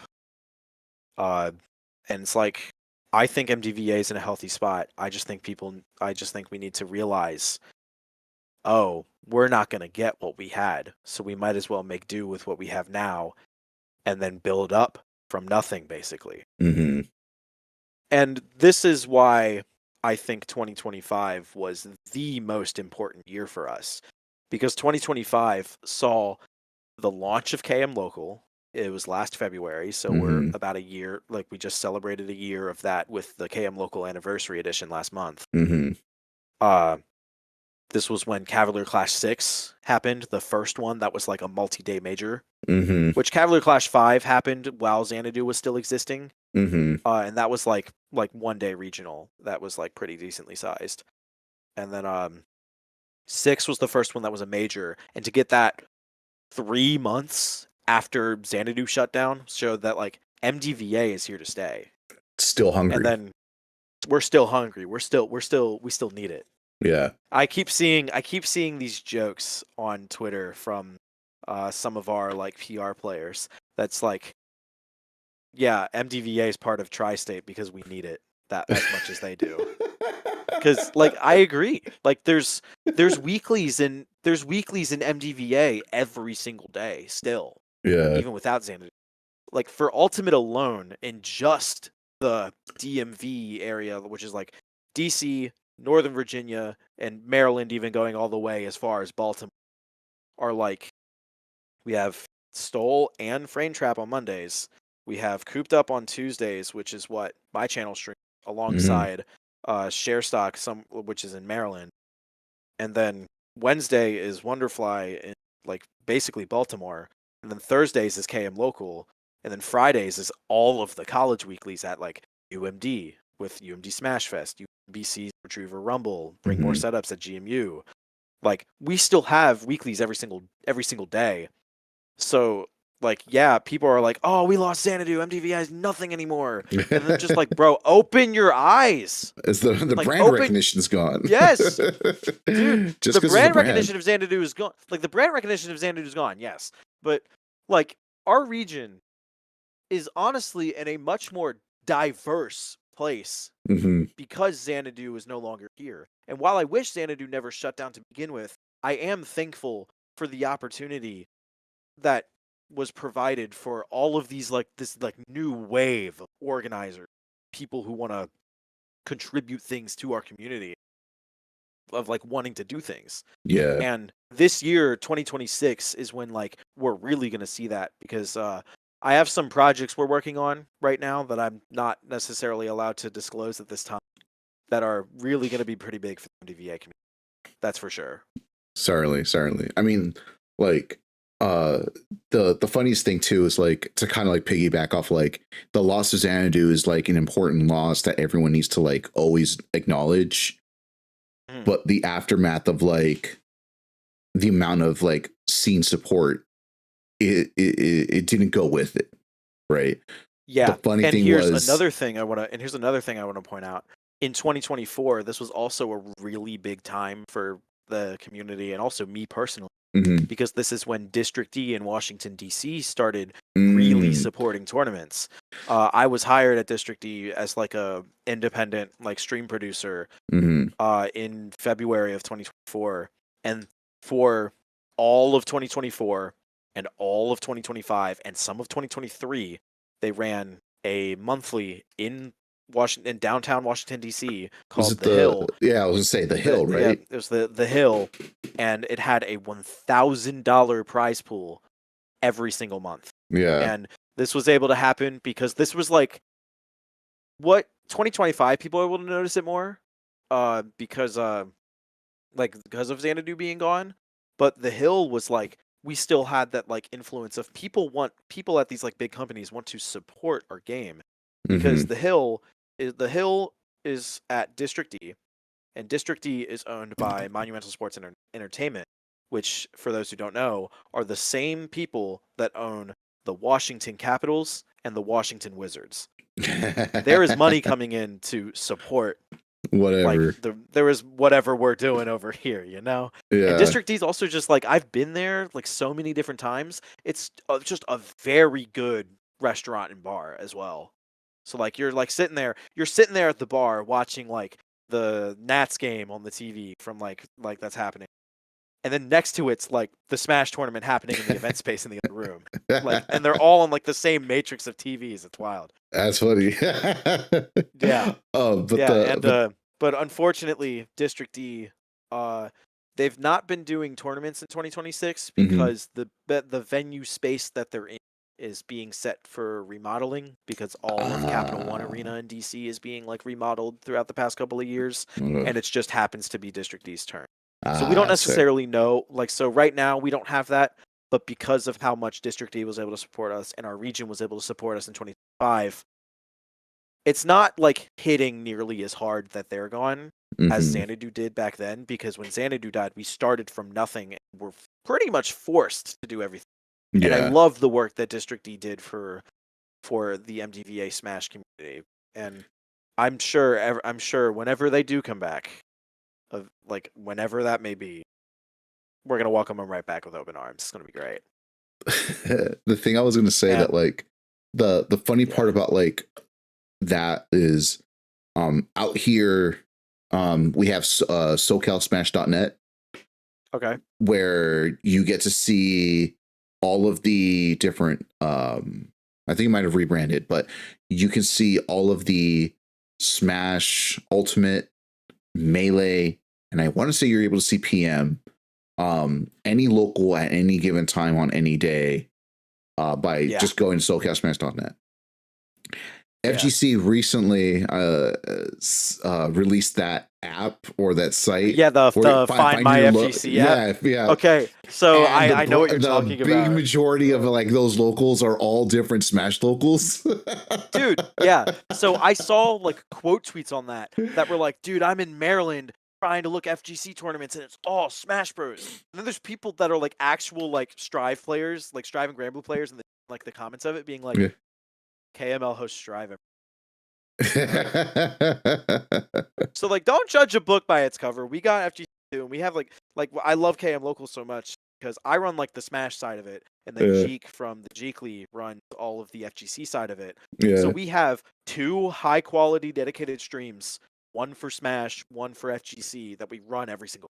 So we have Yeah. two streams at this local. So everything's out there. Like KM Local is as much a Strive local as it is a Smash local.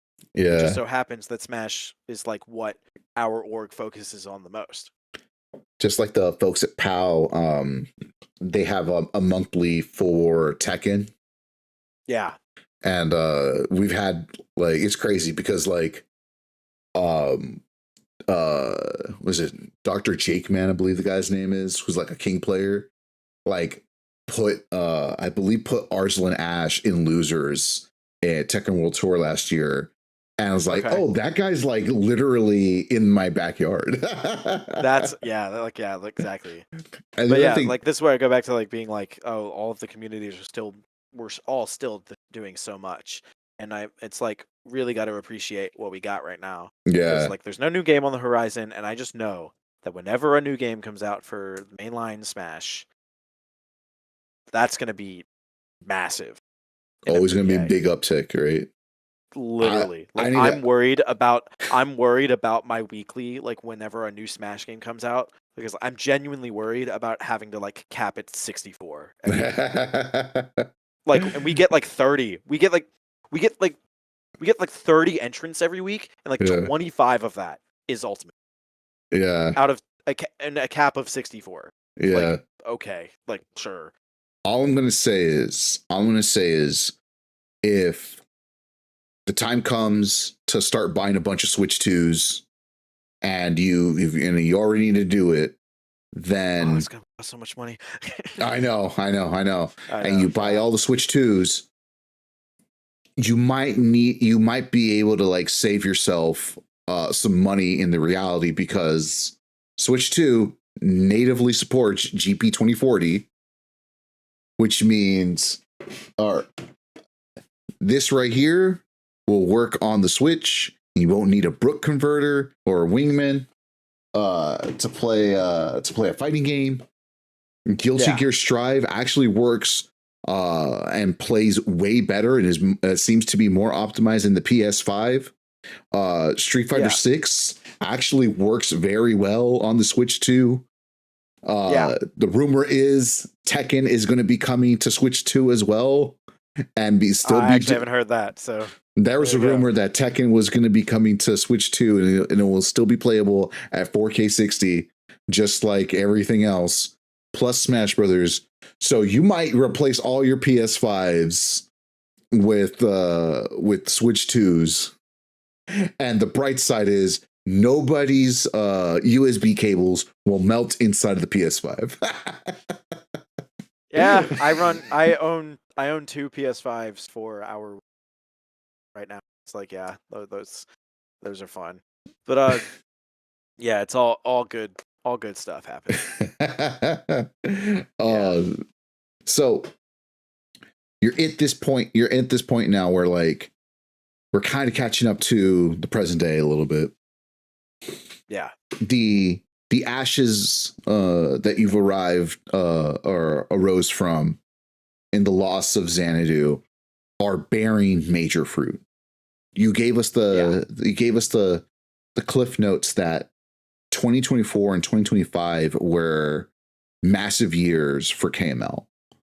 Yeah. And I kind of want to ask, like, in that 2025 year specifically, what were those hints that this is going to be the start of like a major push forward in KML and your time in the scene? And like, was it something that you saw on the horizon, or was it something that you experienced and then came to the realization that this was the beginning of what will lead down to what will eventually be Cavalier Clash and being that major event? But not necessarily talking about that event yet, because there's a little things I want to there's like a whole segment you want to do a whole segment. Yeah, exactly. So like, yeah, that 2025 year, was it on the horizon? Was it not realized until you were in it? What happened there? It was actually probably the launch of KM Local that February, like right before Cavalier Clash 6, because we're doing all of the promo for Cavalier Clash 6. We're doing all of the promo for KML 5Y. And then we're also like which then also we launch our new weekly at the same time, and it's the biggest weekly our channel has seen.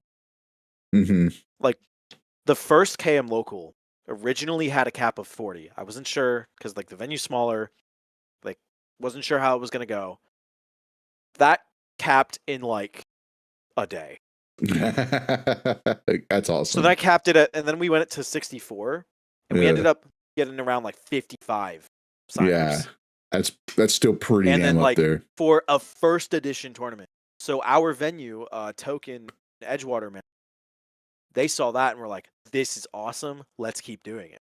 And now we're here. We just did KM Local 52. Nice. This past Thursday. So hell yeah, full year. Yeah, exactly.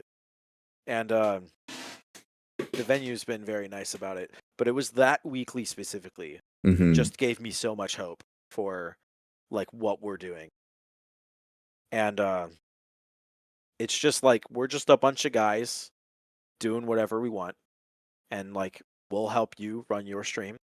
We'll help you get your stream out there. We're not the biggest channel by any means, because of course, uh, KML at the start of 2025, Mm-hmm. I think our Twitch had like 2,500 followers, Mm-hmm. and by the end of it, we had 5.3. Whew. Yeah, God and dang. already this year, you're gonna hate me for saying this, but we're at about 6.7 thousand followers. Woo! Dude, no, I think about it like I literally look at my Twitch, but I'm gonna open up my Twitch dashboard right now because like it's closer to 6.8. I know that, but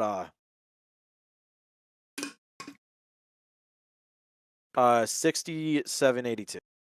Yeah, we're Oof. so like and a lot of that's Cavalier Clash, but it's not even just that. Like like Cavalier Clash is not the only major. Like we No, do no, no, patchwork no. as well, and that like streams to our own channel. And like while I don't have like directly a stream at Supernova, like our logo's up there on the stream. Don't At all worry about it. times. It is. It's there. Yeah, like it's there. It's there. Go look at what was a good set from Supernova 2025? Rat Monster versus Crudo from the Ooh. side stream and Losers. Ooh. That like I think Rap M actually lost that one.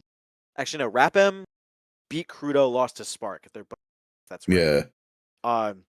But I streamed that set. And it's like our logo's there. There it is, right there, You right there with streamed it. That was you. all this same this same equipment. So but like 2025, and it's hard to talk about that year without talking about Cavalier Clash 6. So I'm gonna just mention it briefly. But Cav 6 Mhm. doubled all of our social media following, and it was because of that we're able to carry that momentum. Within the same month of Cav Clash 6, we did Mhm. KML 5Y. And like this invitational, that's no top players at it, just me and my friend, Yeah. doing whatever we want, celebrating the fact that we've been hosting tournaments for 5 years. I remember that stream during top 8 finals, peaking at like having like an average viewership of like over 100, like just watching. And like I would look in like random discords like afterwards and be like, Yeah. "Yo, are you guys watching this KML event right now?" And it's like, and like I'll even get like, or even like we hired like a social media guy, Scott or Dr. Curb. Mhm. He would like do the clip posting for us, and like I'll see quote tweets on the clips, and they're like, "I genuinely think KML 5Y is the best event I've ever watched." And this is like comments that like other people I'm Yeah. seeing on this. So it was just the positive reception we got from Yeah. everything within that like that month. We were able to just launch into doing so many more things for the rest of the like Yeah. I have actually come to the realization that I don't do a lot outside of work. So like just now I'm like, how do I treat myself better to be able to work more and feel happy about it? Because for a Yeah. while it was just work, work, work, work, work, and now it's like cool. Like this whole work thing's awesome. I'm glad that I'm finally like understanding how to manage it better, because it was like Yeah. such a wild boom in 2025 that it was like, wow, this is going to be big. And it was. And like we even did the last event we did in 2025 was the KML holiday special, which was Mhm. just another invitational of me and my friends. That also did super well. And I'm like, I spent like $300 on this tournament. I spent $300 on this tournament and I made this kind of investment, like Yeah. this kind of return. I'm like, oh, okay. Hell Which yeah. I'm totally wanting to do another one of those. But because it would be in 9 months from now, I Yeah. don't have an idea of what it looks like. So I think it should yeah. be you should do if it's going to be near if it's going to be near Halloween, you should do a horror themed invitational. I've had people talk about that, but You my got to birthday do is my birthday is the day before Halloween. So nice. KML Summit from 2020 to 22 was like that weekend as well. Yeah. I have an idea for the name of a Halloween themed tournament, and it comes from the fact that like the Halloween like shows that we would go to, like it was called like Skakor Massacre, where it's just like blood and gore and viscera all over the place, and like hell yeah, this is great. I'm like, we need something like horrifying like that as far as the imagery. And I remember, I think it was 2GG, they had Nightmare on Smashville, right? Okay, yeah, that's good. That's so good. that's a good one. But I have another one that this was a great name, so feel free to use it if you want it. Here, I'm writing. I'm opening up the notepad now. Don't worry. So I got a good name. I think it's a good name, and like especially if you use like black metal font for it, like called Blast Zone Terror. Oh, that's good. Yeah. Blast Zone Terror. Yeah, I wrote that down. Hell yeah, that's a good one. I like it. Feel free to use it. And I think if it's in an invitational style, elimination is literally the Reaper will come, lights go out. The Reaper like comes with someone the in get someone in like a Reaper costume. Reaper costume. Like kind of like the what was it, like the 12G Reaper Invitational that happened like a little over a year ago. Yeah, exactly. Yeah. So it'll be that, and then like a piece of their clothing they had to leave behind. Yeah. Like everyone bring a spare fabric as like a prop. How about that? Exactly. And I'm gonna cut it out of your shirt, so don't wear your favorite shirt. Exactly. And that will be left behind, and the winner is gonna be like, what the while the Reaper comes through. Exactly like that. Yeah. If also if you need a lot of fake blood, what you can do is make your own corn syrup and add dye, red food dye. Make it like cherry or strawberry or something, and it's a good way to make your own like DIY fake blood. It'll be really sticky at the end, obviously, because it's sugar, but that's something you could use. Yeah, the Christmas invitational we did, we had this like handmade. It was like this like craft paper that we like made, like painted a banner on it of like the logo and everything. And then also we had like just empty cardboard boxes that we wrapped to like put under the Christmas tree. It was like just like it was in like a neighborhood like rec center that we hosted that in. So it was like they had like a Christmas tree in there. So under the Christmas tree, I just put all of like the fake presents, and that was like the backdrop for the commentary booth that we had. And then every single like table was like red or green tablecloths, which worked out super well because those are the colors in our logo. Like, great. All right, I got another idea, great prop idea for your invitational if it happens during Christmas. You got to have the stockings, and once they lose or get eliminated, you put either a lump of coal in the stocking.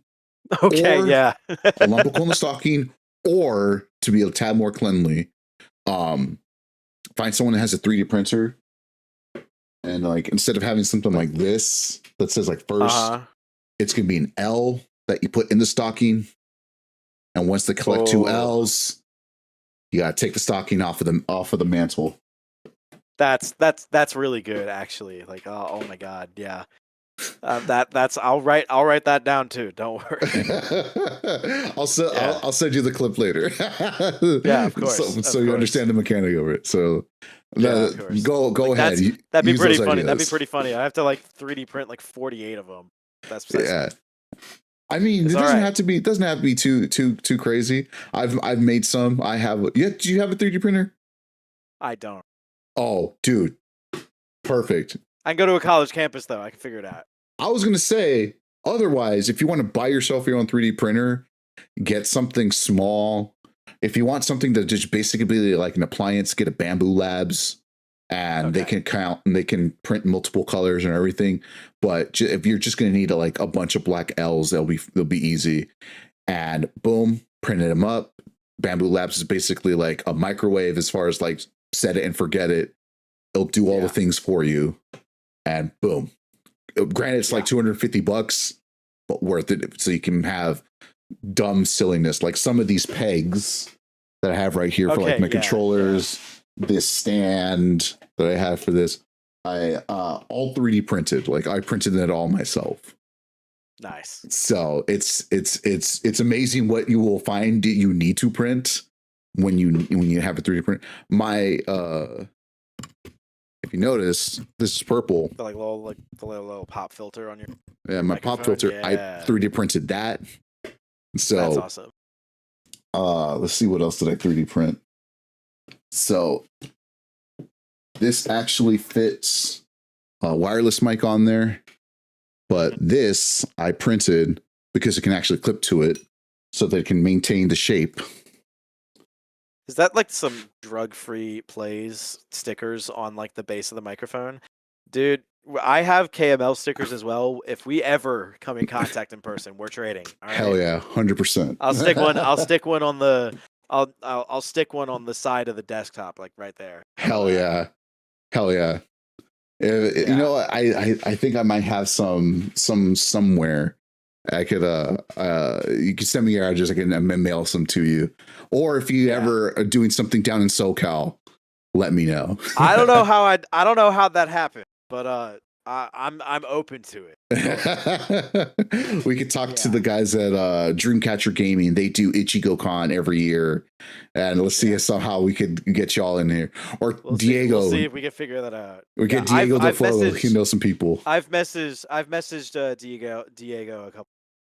Yeah, we've a friend of the show. We had him on 2 months ago, 3 months ago. I watched that episode just to like sort of give myself an expectation what to expect today, basically. So. The expectation is we go for pretty long. I think. Yeah, no, it's okay. I think Yin, we ended up going like 5.5 hours. No, it's good to always talk about whatever, basically. Exactly. I've never really gotten the chance to like go in depth. How it started. I always appreciate the opportunity to do something like that. I like having this talk because like again, like there's like all of these like big stories that like exist in the background because like everyone's gonna learn Spargo's history, Leo's history. There's always gonna be YouTube videos about them, but like not often are you gonna hear the story of how the TO that runs the tournaments that Spargo and Leo are going to be competing at. They're not going to know how they got together to even give them a platform to even compete at, you know? Yeah. So I like having this kind of stuff. It's very important to, you know, you be able to speak it on your own words in your own terms. You know what I mean? Yeah. So we're in the middle of 2025. You're seeing the blow up from Cav 6. Yeah. I'm sure somewhere in that time frame, Cav 7 is being talked about. The rumblings of it is happening. Yeah. Where can we that event? Yeah, how can we talk about this? I was gonna say, how can we talk about this? Because with Cav 6 being a large success, as you know, certain tournament series are going away, new ones are coming up and they're propping up. We didn't know Cav 6 was going to be, you know, the tiered event that it was ended up going to be. So I'll say Cav 6, due to some, let's just say, unfortunate circumstances, it got overscheduled and it did not matter to us in the slightest. We were still the larger event. Yeah. And all I'm saying is that there was a reason that Cavalier Clash was able to come back and the other one I don't think did. But we actually started planning Cavalier Clash 7 to be in fall of 2025. But that was mostly because Cavalier Clash up to that point was always like a one-day tournament that was every semester at the college. It's ran at the University of Virginia in Charlottesville, and up until Cav 6, it was one a semester. Yeah. Cav 5 was pretty decently big, but it was still a one-day tournament. Mhm. And then Cav 6 was the first one that was 2 days and actually like costed us costed OJ Wadler, the head organizer of it, Mhm. like some money to like be able to get all these players out here. And Cav 6 was the semester OJ Wadler graduated from BA. So Mhm. we're like sort of like in a crossroads position of like, what do we do here? So we went the 0.5 route for the fall of 2025, where we Mhm. did Cavalier Clash. It was going to be called Cavalier Clash 6.5, but because a certain meme got very popular, we were like, what if we called it 6.7? And we did. And we did. If you go look, you can go look on YouTube right now. Cavalier Clash 6.7. That is the name of the tournament. Hell And one of yeah. the first, and like that, it was great. And that was where we announced. That was where we announced Cavalier Clash 7. So we were concurrently planning those events. Mhm. So Cavalier Clash 6.7 is just like a D tier of MDVA players and some invaders from North Carolina. Because I believe Endothea ended up winning that one. Mhm. And then 7 was like a little under 3 months later as this like super big tournament. But obviously, we're not doing a super big tournament twice a year. And I'm not necessarily sure what the future of Cavalier Clash looks like just because of how many like shakeups and all that. So I don't Mhm. necessarily know what Cav 8 looks like, but it was like leading up to Cav 7. We were like, we don't want to do this every semester anymore because that's too much money. Let's do a 0.5 event this semester, see where it goes from there, and then really plan to make Cavalier Clash 7 super big. Because at Cavalier Clash 7, that was also the last tournament that one of the organizers on the KML Tournaments team, Nova, Mhm. was wanting to do. That was his last tournament before he like goes on and does other things in life. Which Mhm. he's even younger than I am, and I'm sure he was like, I wanna see other things while I'm still young. I get Mhm. that, and which is like perfectly reasonable. I still keep in touch with him. Yeah. Good guy.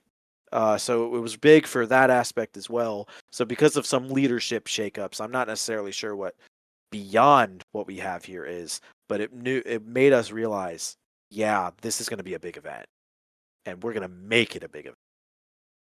Will that shit into existence. Yeah, exactly. Because what people don't realize is that the alt rank tiering system is like a game, and if you know how to play the game, you know how to get your event publicity. So not only were we focused on trying to get like an event that was tiered that high, we were Mhm. also just trying to get like a good event in general. And I'd say we accomplished both. And if people are mad that we had a 300 entrant super major, we're just playing the game, man. Like at that like if like Just like Swar said, if your 16 like person locals like all top 50 people, it's gonna matter a we whole had lot. so I think the number I remember in my head about Cav 7, because this is the easiest way I explained it, was that of the top 30 players in the world for the first 2025, well, for the Yeah. 2025, 17 of them Woo. were at Cav Clash. A little over half of them were there. Yeah, yeah. And like Cav Clash 7, the top 8 for that was Hurt, Ashimo, Akala, Keebnut, Tweak, Shuton, Raflo, and Mia. Who is a notable name at Cavalier Clash 7 that didn't make top 8? Shiny Mark, who got top 8 at Cav Clash 6. Mm-hmm. Spargo, who got third at Cav Clash 6. Mm-hmm. Uh, so many. Cola got Mm-hmm. ninth after also getting top 8 at Cav 6. And then, like, there were so many people that just made on, like, individual independent runs, even if they ended up, like, just outside of top 8. Like, Syrup got ninth, who Mm-hmm. won Cav 5 and Cav 6. Yeah. Like, so, like, think about how stacked these events are, because you get all the good players going, but then you also have to provide the good quality production experience, Mm-hmm. provide the good quality experience to the people in the venue, and it's a combination of all of that. So, yeah, Mm-hmm. might not be a super major in terms of how, like, people want to classify it as, like, of, like, how it feels to be there. I don't know, But it damn man. well was a super major in alt rank, so I was I gonna don't say know. when you see the So like it was quality of also player, when you see the like quality of exactly players that are there, like this event must be pretty good if we got people to go there not once, but we got people to go to a college town 3 hours away from the nearest international airport yeah, twice. twice, And it yeah, probably will be doing it a third time as well because venues are expensive. yeah. Colleges are not expensive. So This is true. This is true. yeah. Why do you, so like the big examples of like tournaments that keep popping up that are like as like majors or whatever, most of them are at colleges ran by like student clubs. Cav Clash was just the first one that like really did that, so it got the most attention. Hmm. Patchwork as well is another tournament that's pretty much like that, but it happens during the summer, so it's not like as involved with the student club as it could be, Hmm. but it's still at like the college campus venue. So I'd imagine it's like a reduced rate. Oh And yeah. I know we're planning some good stuff for Patchwork 26 this year because I will be running the mainstream for that this year as well. Mm. You know what? You know what? The next trophy should be. I remember the trophy from last year. It was great, Where it's 3D like all the like the printed, fabric with like the and the 3D printed fabric fabric one. Those are so good. Yeah. so great. My thing is, I think you need to make a literal like scarf made of patches. Mm-hmm. A scarf made of patches. I'll tip the idea. I'll tip the idea. I like that idea, and it's going to be like someone's going to have to put in some time, or unless they have like a stitch needler machine, and it's going to be just like Falco, a Shine, a GameCube controller, all patched into a scarf. That would be cool. That would be cool. Great ideas I'm giving you, man. I'll let Boward know. He's going. I'm sure he'll appreciate the suggestion. Sure. It's like, but you need someone with a good needler machine because doing that by hand. Oh, yeah. I get like hand problems all the time, so I don't end that at all. I haven't sewn in a very long time. Like I've made my own pairs of pants twice. Like okay, so like it's been a while, so I don't think I don't have the skill anymore for that. But yeah, if you could somehow work that, even better if you can get it like at a union shop that's willing to do some small side work or something. Yeah, of course. So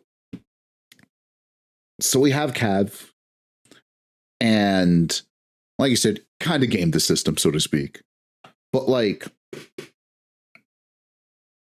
that work to get it to the tier that it is, it's still something that like is very high effort that needs to be done on not just like the day of with and like all of your like side meetings like with whoever's hired for the program for whatever it happens to be. It's like everything else outside of it that is very external to you, because there's a lot of work that you can do putting together the team, talking to the people that you're gonna be flying out, whatever that happens to be. But there's this like build up that you have to create so that yes, it is a S tier major or super major, whatever it happens to be, but like what do you do to like actually bring people in? Because people forget how close Cav Clash was to what people consider the Super Bowl of Smash. Smash. How close it was to Genesis. So what we actually did is Nova from Cavalier Clash knew the head project manager of Genesis. So we were actually like in talks as like TO to TO, like, hey, you promote us, we'll promote you, et cetera, et cetera. What we were able to do is a lot of the international players that were signed up for both events. I was like, obviously, I'm more the media and production side of Cav Clash, so I only like knew this through hearsay.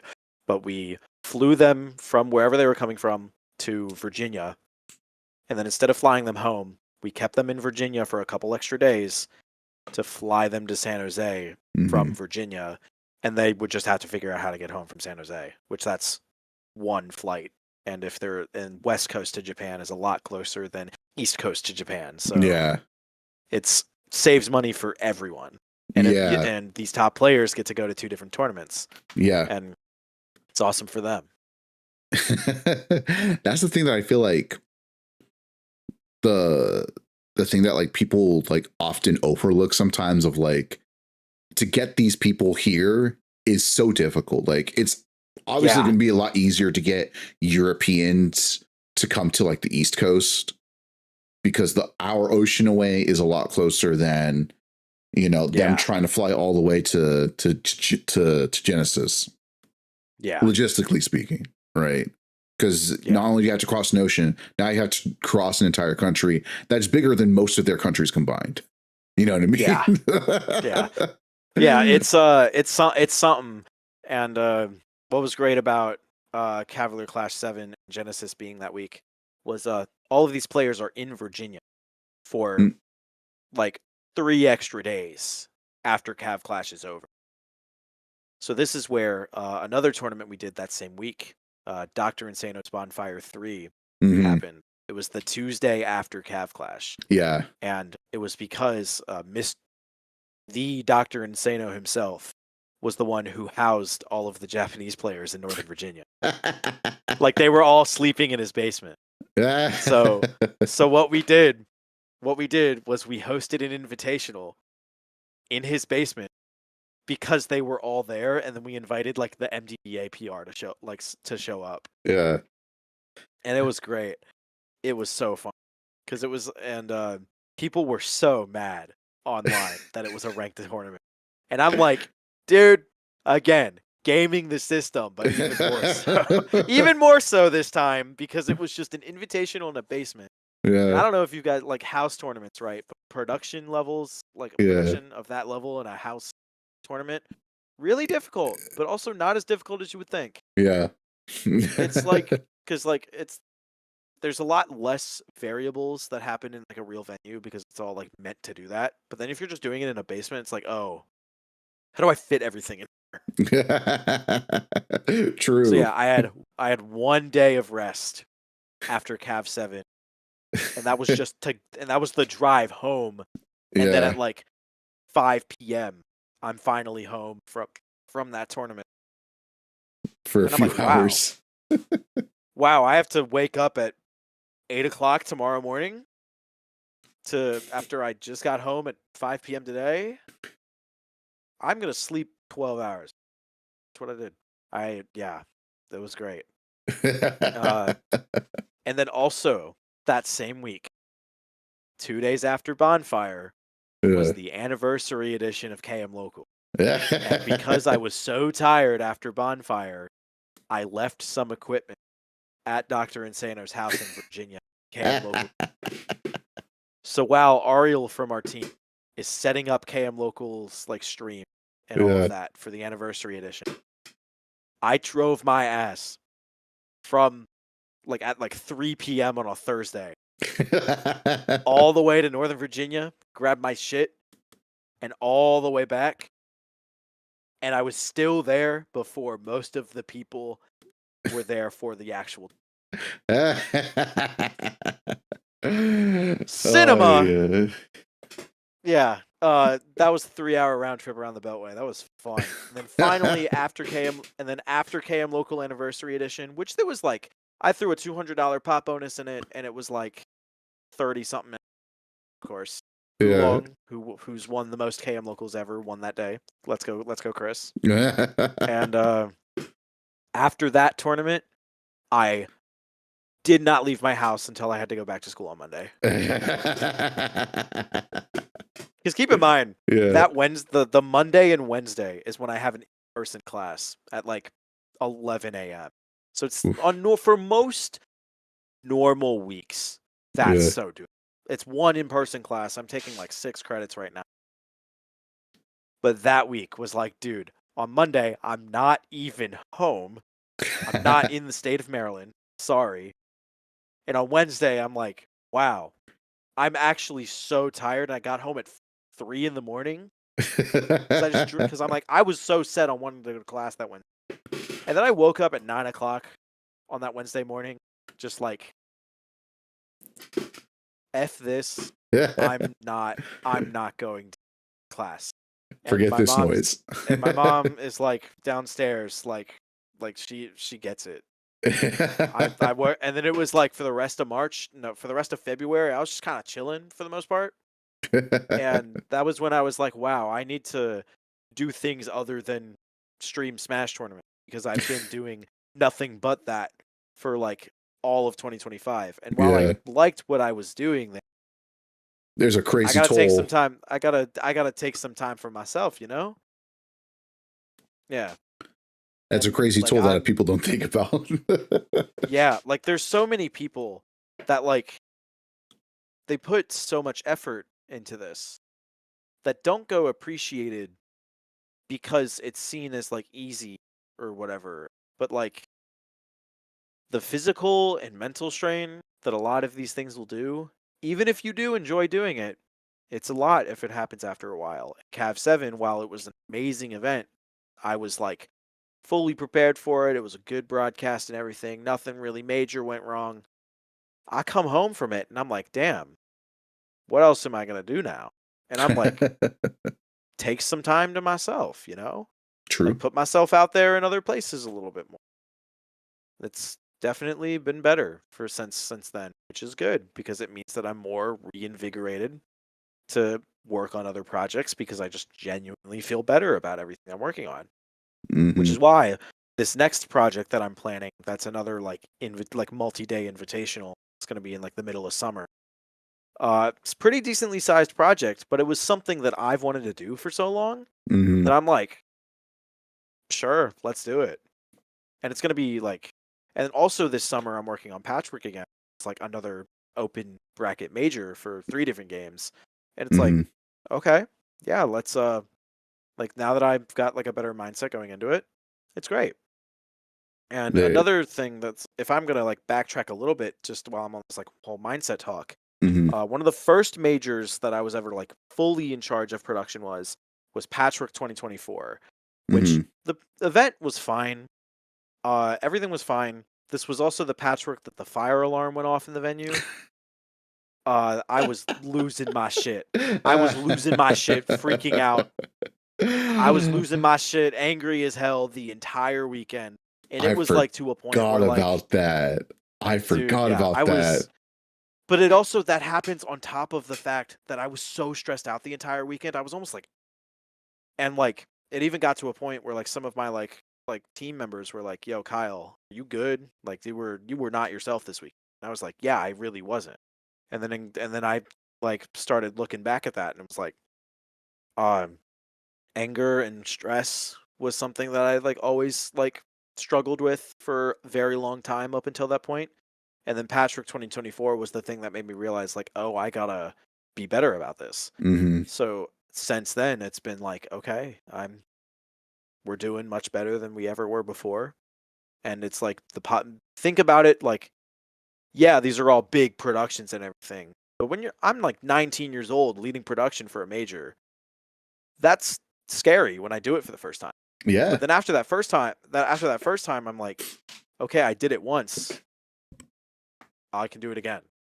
And then I was like almost tempted to not do Patchwork 2025 because of how miserable I was to myself during 2024. But then I ended up doing 2025. We built a really good team for it for production. And that was like one of my favorite events I've Hell gotten yeah. to do production for. Hell yeah. And it's like the full rebound of the circle of that. So it was like just because what changed between 2024 and 2025 was I realized it's still just what I've been doing before. Like nothing here is inherently different from what I do at my weekly every like Hmm.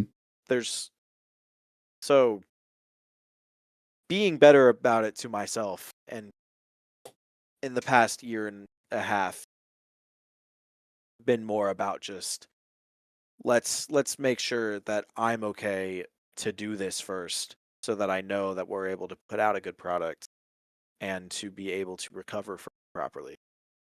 And A, that's what a lot of people don't get. along those lines, I nearly pushed myself to the brink. Yeah. Yeah, don't do that. Along those Yeah. lines, like a piece of advice, and I still got to try to follow that advice as much as possible. Is I don't know. Have you ever gotten sick from working too much? No, but I've definitely gotten moments where I like feel like shaky from not sleeping or whatever. Yeah. So but very few. Very few. I've done that before. Like my immune system like has gone out a handful of times because I'm working too much.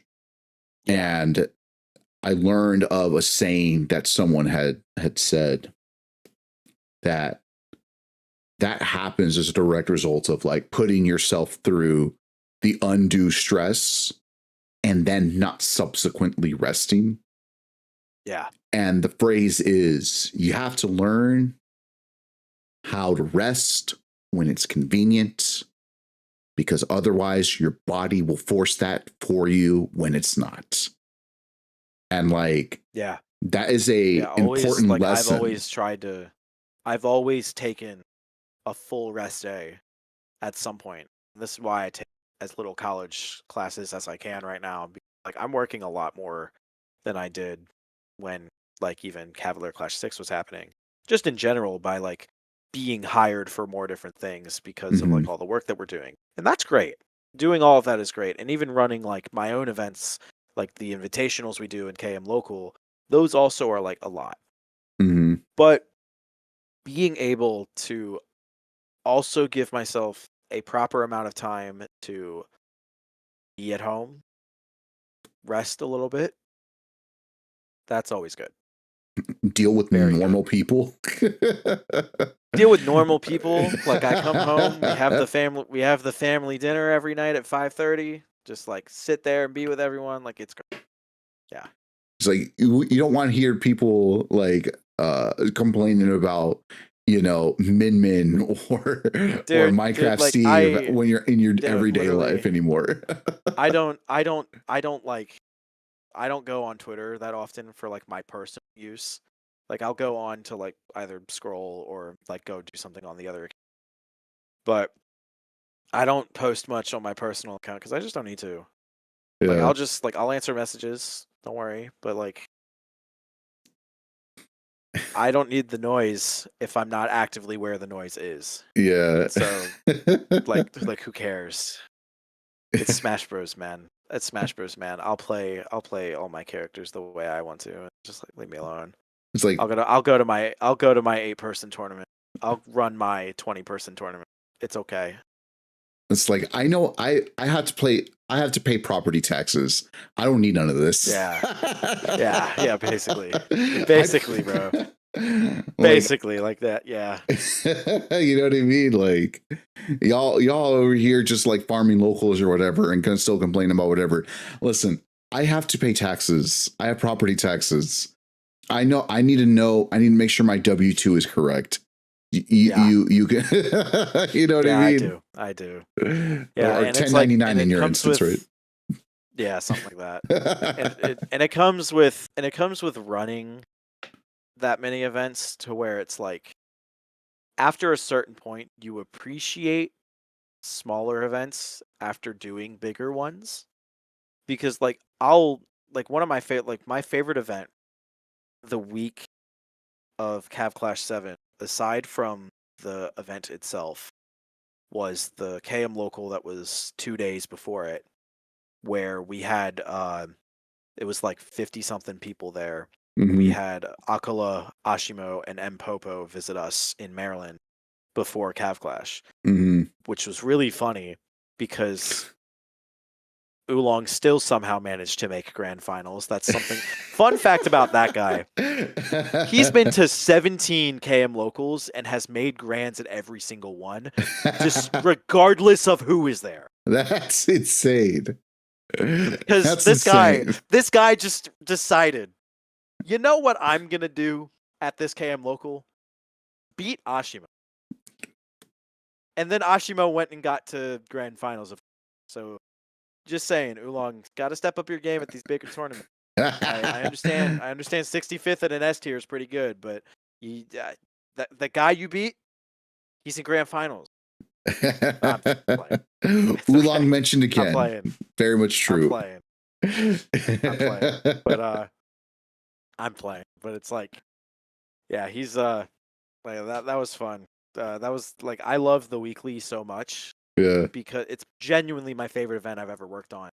Mhm. Because that's where people start.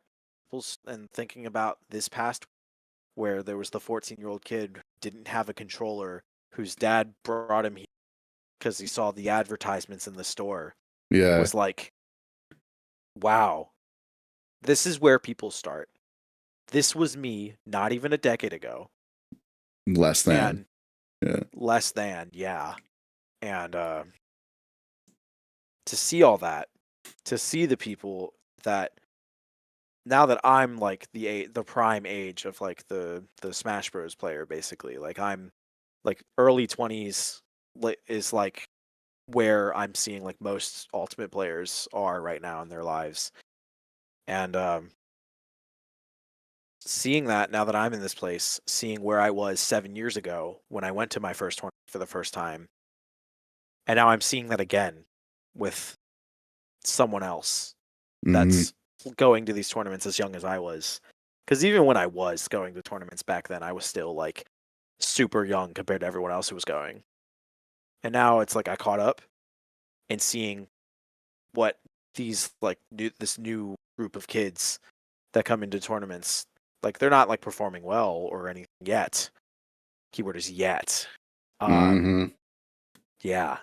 So it's just like there's a bunch of it's like I understand how I was when I was 14, and you got like being patient, making sure that these kids have a good time is the number one priority, and making sure it's a good, safe environment is also a number one priority. And like that was where I was able to formulate all my ideas to be passionate and give back to the communities that I enjoy. So I hope that running a weekly like I do is probably like the greatest thing that's ever happened to me. Like being able to run the weekly at this it's at a card shop, real small kind of building.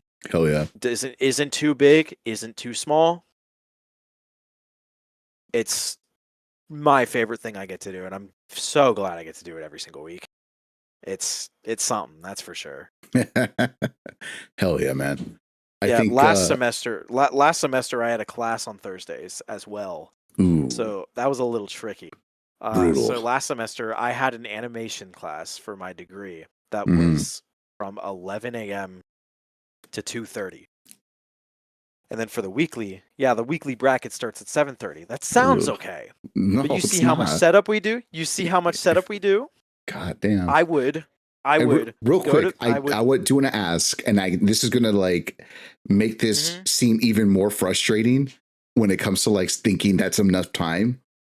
What does the stream setup look like? Like, what do you use and bring?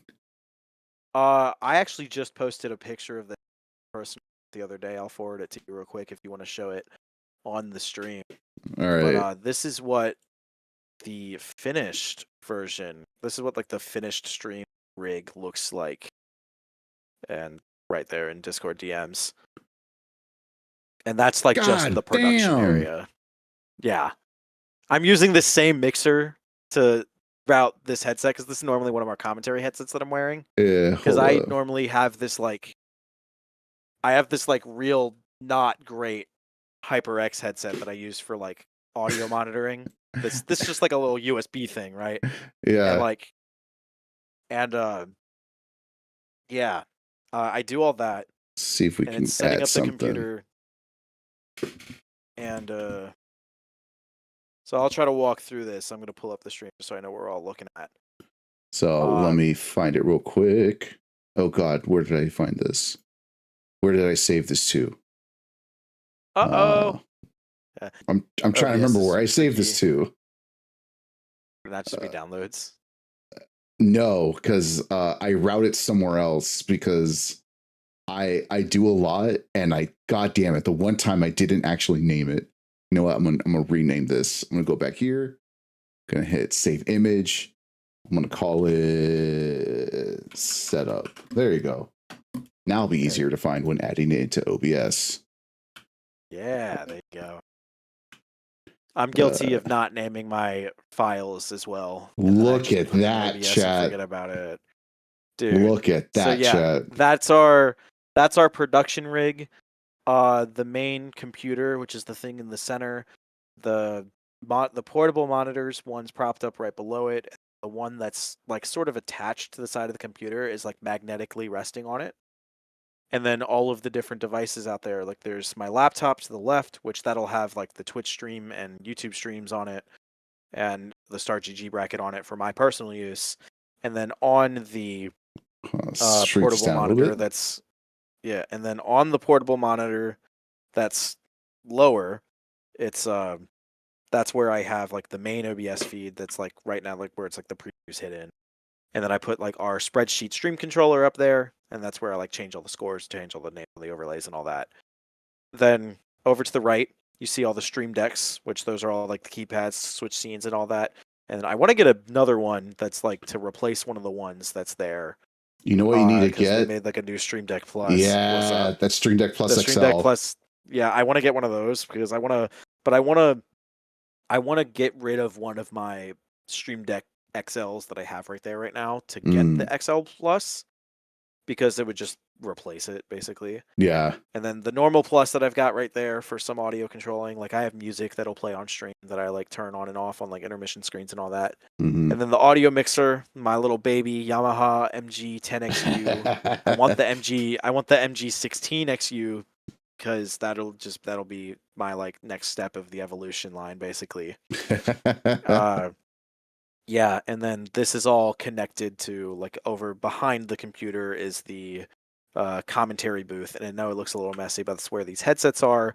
We have a tablet in front of them that's not only a drawing tablet, so that they can like draw on the screen at any given point, but they can also like the casters can like play ads themselves because there's like a virtual stream deck that sits on the screen.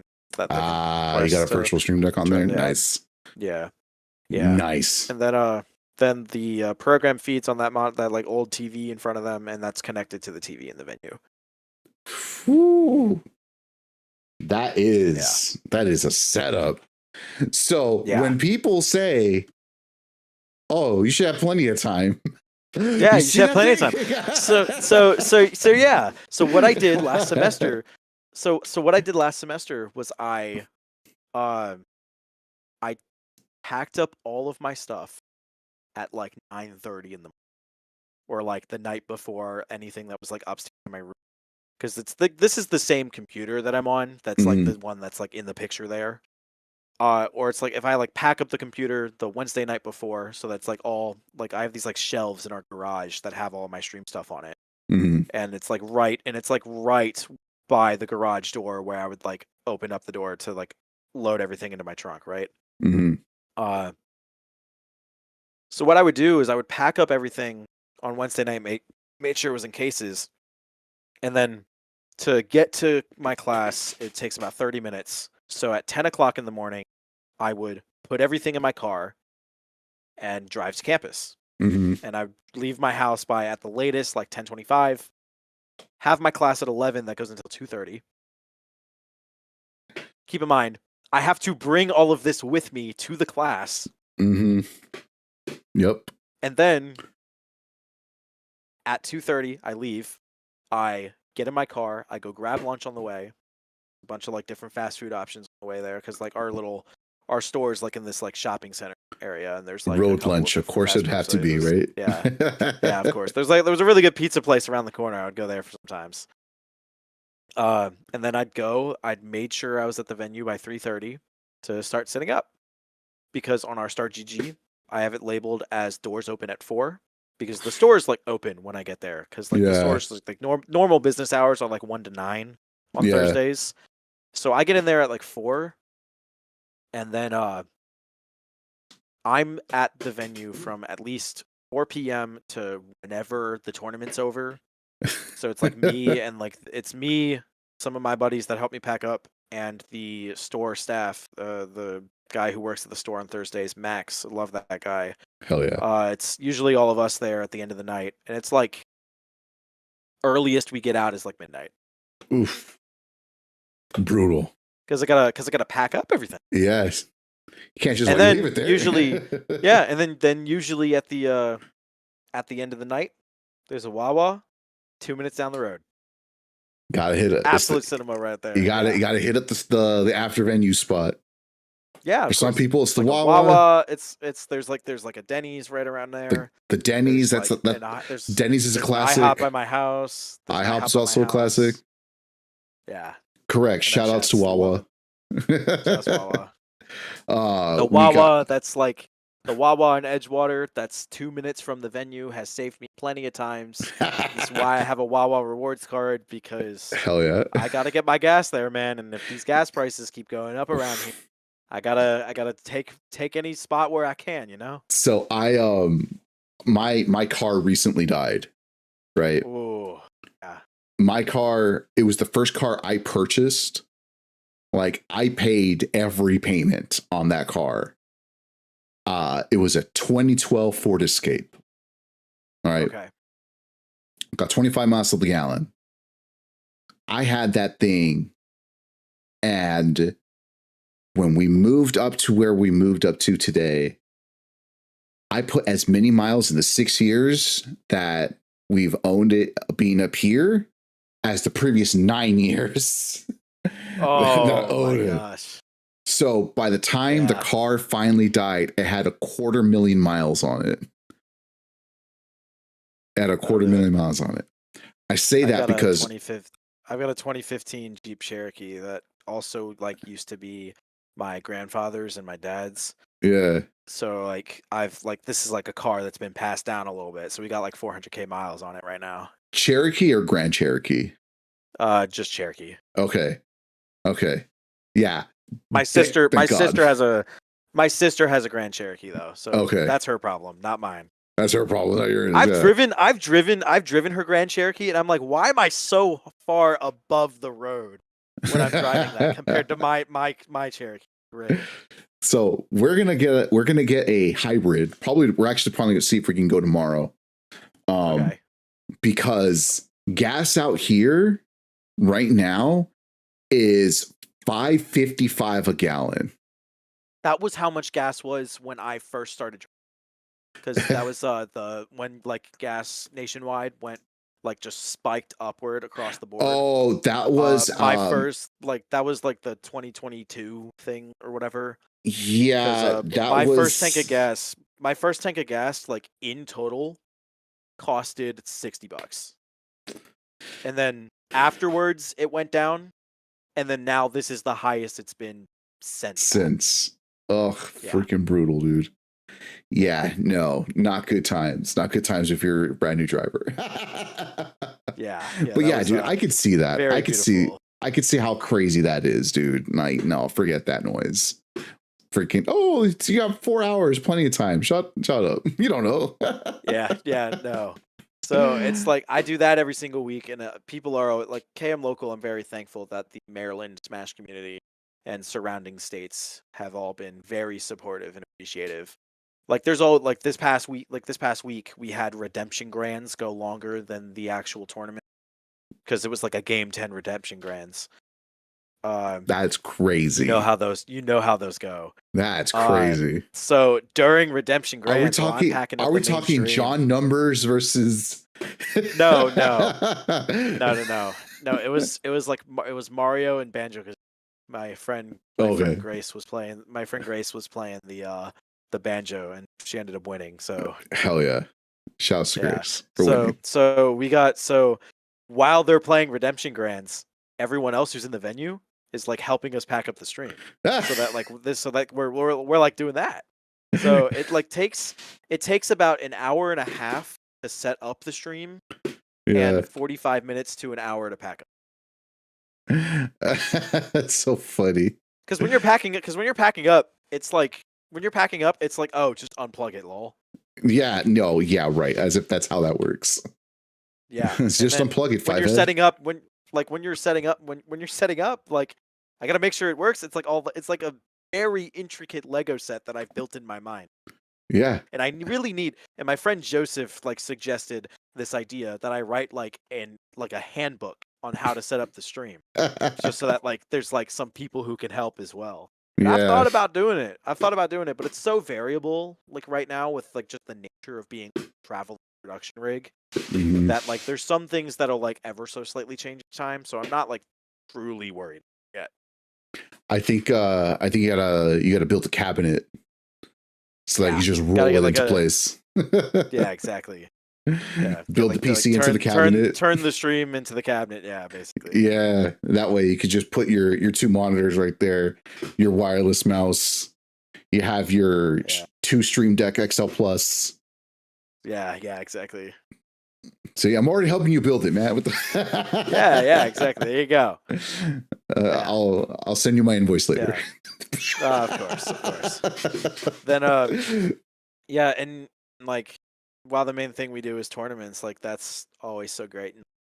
And there's also like KML, at least going into 2026, is experimenting a little bit more with video production as well, like Mhm. just short film things. We released last August. We released an overview video about KM Local that was actually the final for one of my video classes at community Hey. college that I got an A on. So I went back and like fixed it based on like the critique that we got, and it's like this like 12-minute long video overview about the tournament.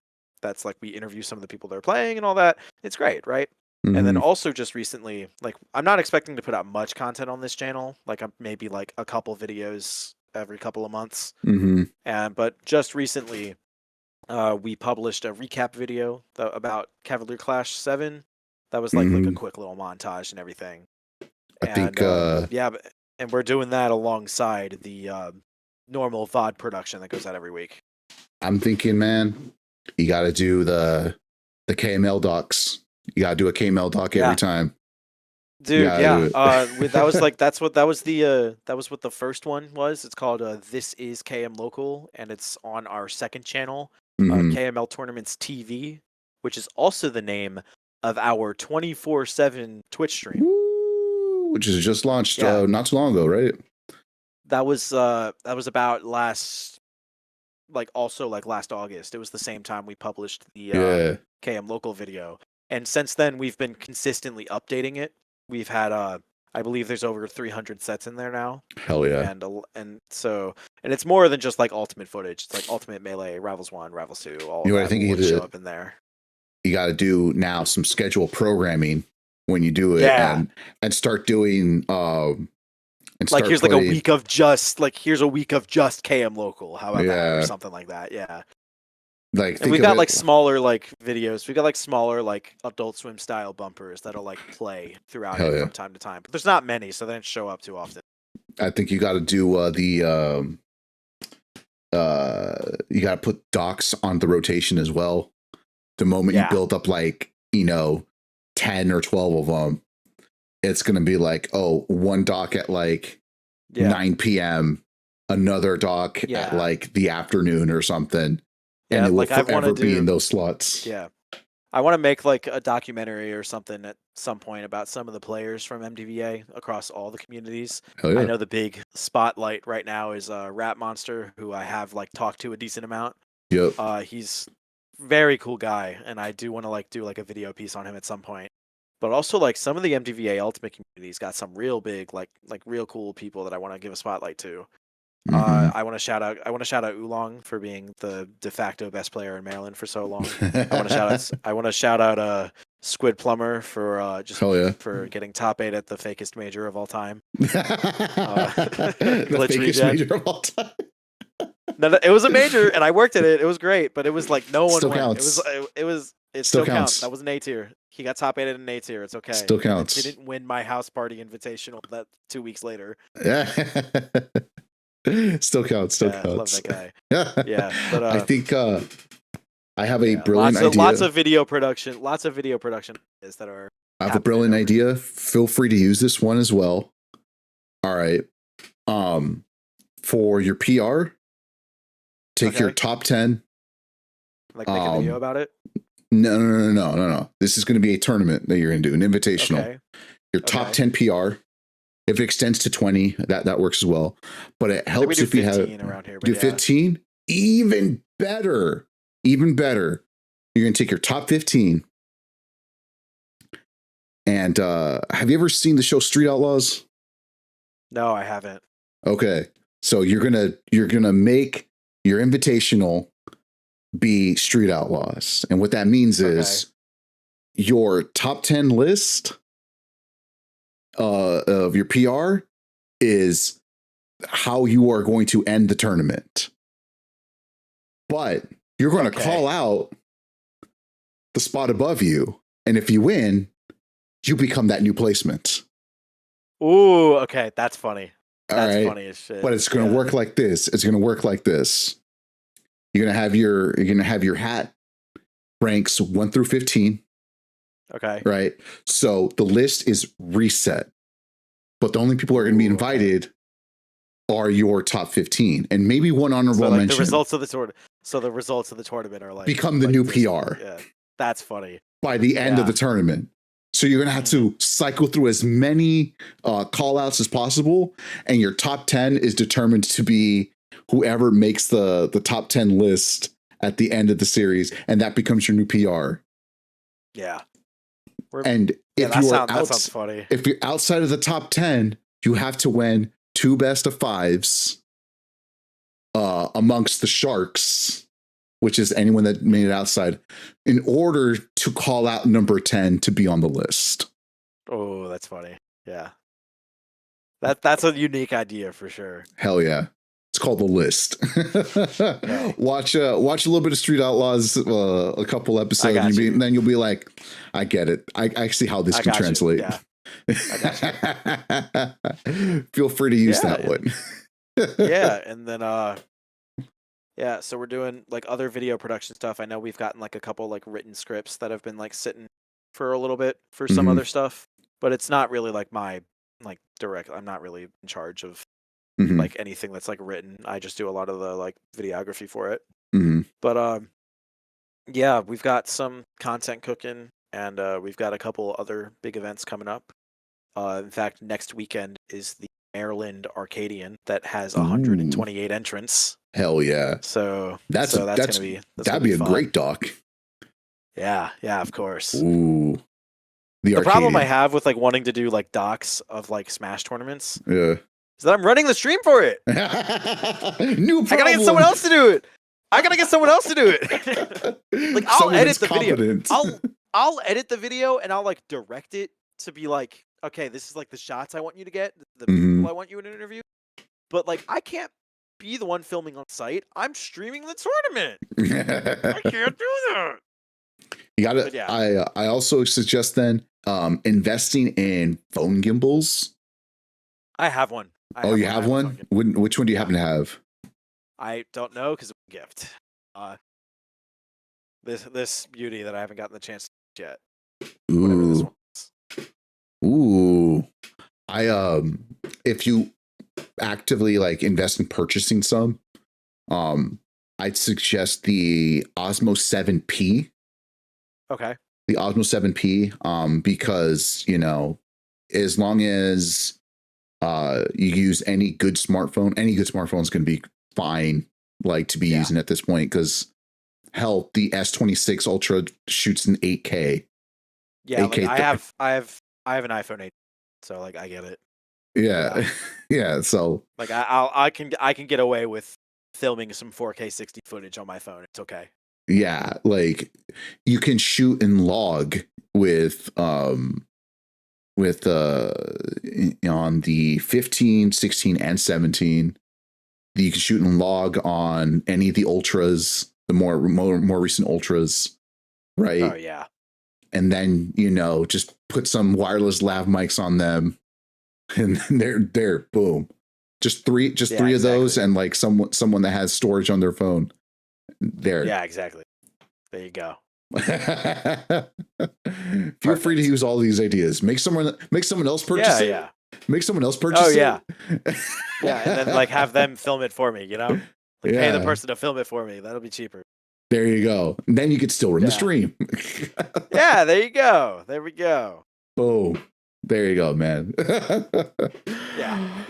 There's a budding videographer from the VA Melee community, Mhm. Safal, who like films like videos at all the tournaments we go to, and we have like talked a lot about like to do like video stuff together. So I was gonna it's definitely say, some stuff in the works. if you want a low grade shot that you can do for like crowd shots, use Video Ninja, or is it OBS Ninja? Yeah. Video use Video that. Ninja.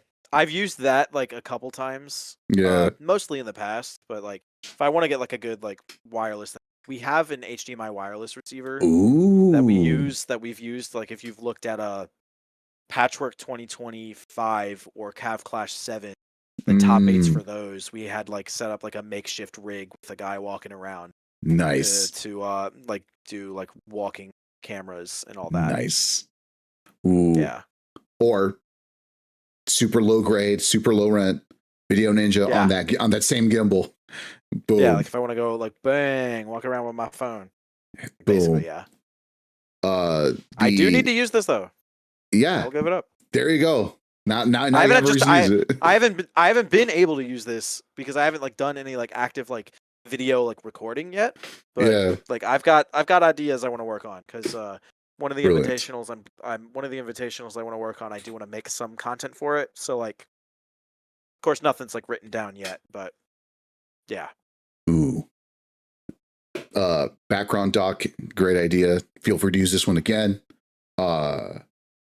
It's and that way you literally don't have to do anything very much extra. It's like following all the TOs. Like, what does TOing look like? Yeah, exactly. It's easy. You're literally still doing your job. That's all you're doing. Pretty much. There you go. Boom. Feel free to use that. I'm saying that a lot. I don't know why I'm doing that. Hey, give me some good content ideas. I got you. Go ahead. All right, I'll do that. Yeah. If I think of something else, I'll let you know. Here, I'll invite you to my Discord server. I got you. Oh yeah. There you go. Oh, Kyle, thank you for your time. I know there's a lot of stuff happening in the future, but we'll reveal those as that happens. Yeah, I'll say the next 3 events we'll be at are all within a couple of weeks. We'll be, of course, at the Maryland Arcadian on March 29th. We'll be at Almost Heaven 7 in Morgantown, West Virginia on April 4th.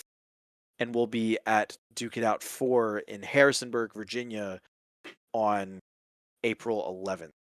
So we're keeping busy. And then, of course, that's twitch.tv/KML Tournaments for all 3 of those tournaments, all going to be live right there. Hell yeah.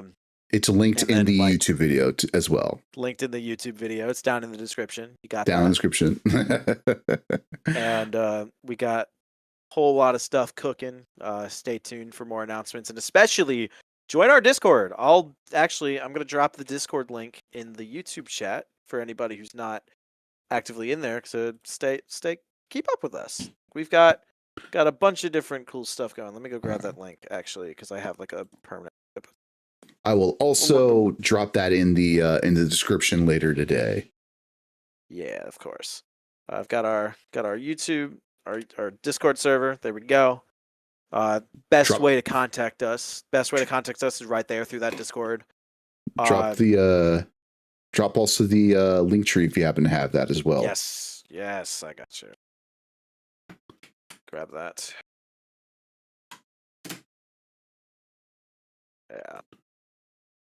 Yeah. Cool. Where are we? Bang. There we go. Ooh, all right. I'm gonna drop that in the chat, but then I'll also add that to the where is it? Did you drop it? I put the link tree in the chat. Okay. Oh, it didn't show. There you go. Did it stop you? Did it stop me? Maybe. Let me figure that out. I'll get you. There we go. There we There we go. go. I'll get this. I'll drop that. I'll just do that. I'll just let you do that. And I'll drop that in there as well. And I'll also update that in the description when the time comes. Of course. Kyle, again, thank you very much. I appreciate you having this conversation. Is there any shout outs before we move on to this last part, which is the 5 rapid fire questions? Any shout outs you want to give before we move on? I want to give a shout outs to all of our core admins from KML Tournaments.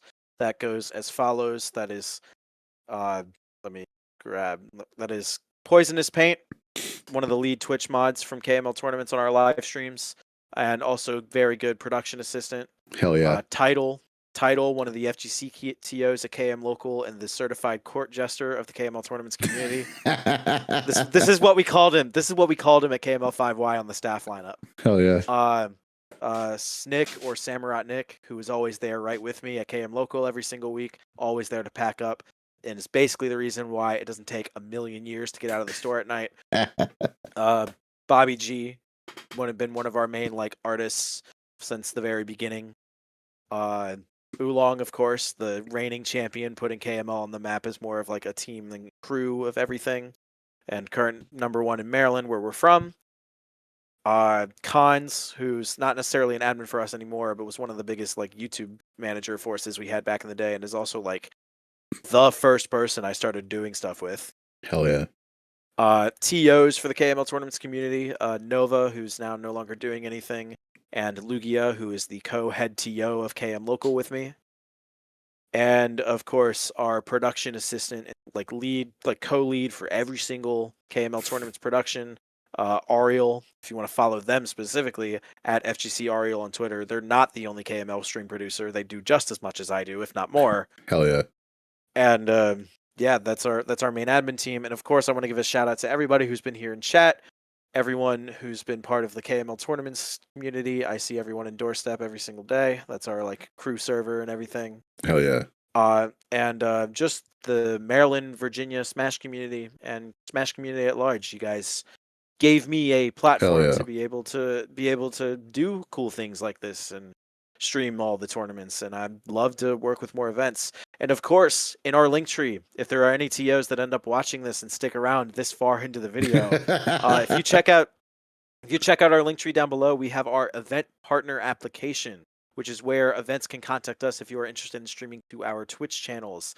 It's twitch.tv/KML Tournaments and KML Tournaments 2, KML Tournaments 3. We have all 3 channels available to use pretty much any time for any regionals, majors, weeklies, or anything that want to stream to our channels in order to get that VOD production up and going, or even in some cases, the physical in-person production if you're close by. Ooh. So we're open to supporting events and giving our stream key to any event in the country, basically. So hell yeah. Yeah, go ahead and check out all of our social media for more information. And if you want to contact us directly, best ways are through our email, kmltournaments@gmail.com, our Twitter, at KML Tournaments, and my personal Twitter, at KMLynch30, and our Discord server, which is also linked in the description. Hell yeah, man. All right. Woo! Yes, thank you. So I don't know if you know, but we do a bunch of rapid fire questions at the very end where we ask each other questions. And it can be about anything, can be about Smash, can be not, can be about whatever it is, as long as it's not out of pocket. Okay, yeah. Of course. I did not know this, so we're a very pleasant surprise. Hooray, hooray. I'm glad we're able to do this. So what I'm going to ask you is I'm going to flip a coin, and it's going to be heads or tails to determine whether or not you ask the first question or the last question. Okay. So, I'm asking you a question? Yeah, we're going to ask each other random questions that have nothing to do with this. Yeah. So, all right. Heads or tails? I'm going to go with tails on this one. Tails. Let's see. We are getting... Ooh, tails. All right. So do you want to ask the first question or do you want to ask the last question? I'll ask the last question. All right. So I'll go first. We're going to ask our 5 questions each. Let's see how we can go. All right. Question number 1.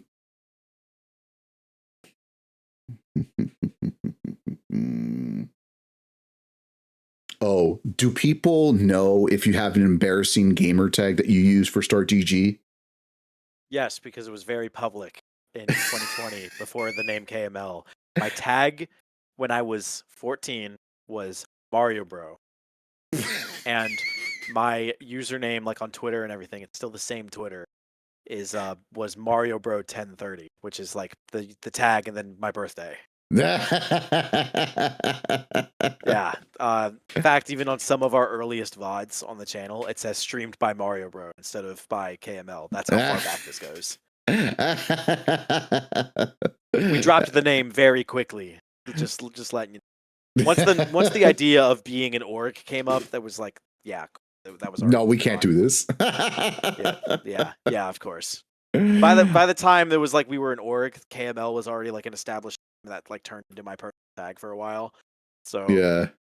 like this is only really a thing if you look back at our first 3 months of VODs. So barely. That's funny. All right, sir. Yeah. Go ahead. Your first question. It's tough. You kind of put me on the spot with these. Let me tell you. Yeah, we actually only ever had one person knew this was coming, and they wrote a list of questions. Ooh, okay.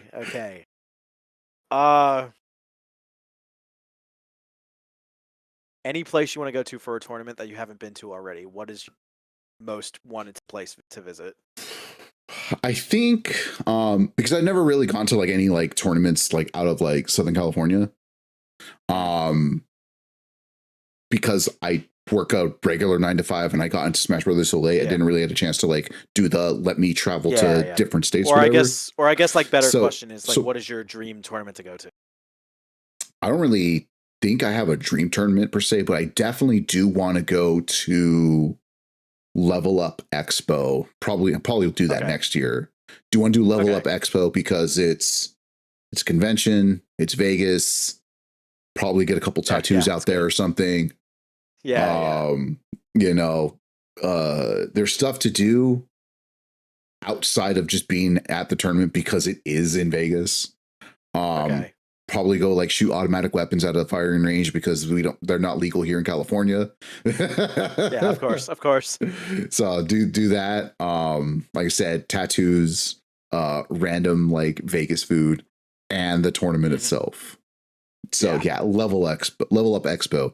I do want to go to Genesis eventually. Do want to go to Supernova eventually, but I think I almost went to Genesis this year, but because of how close it was to Cav Clash, and like I had even talked with Bobak from Genesis because of like the whole thing.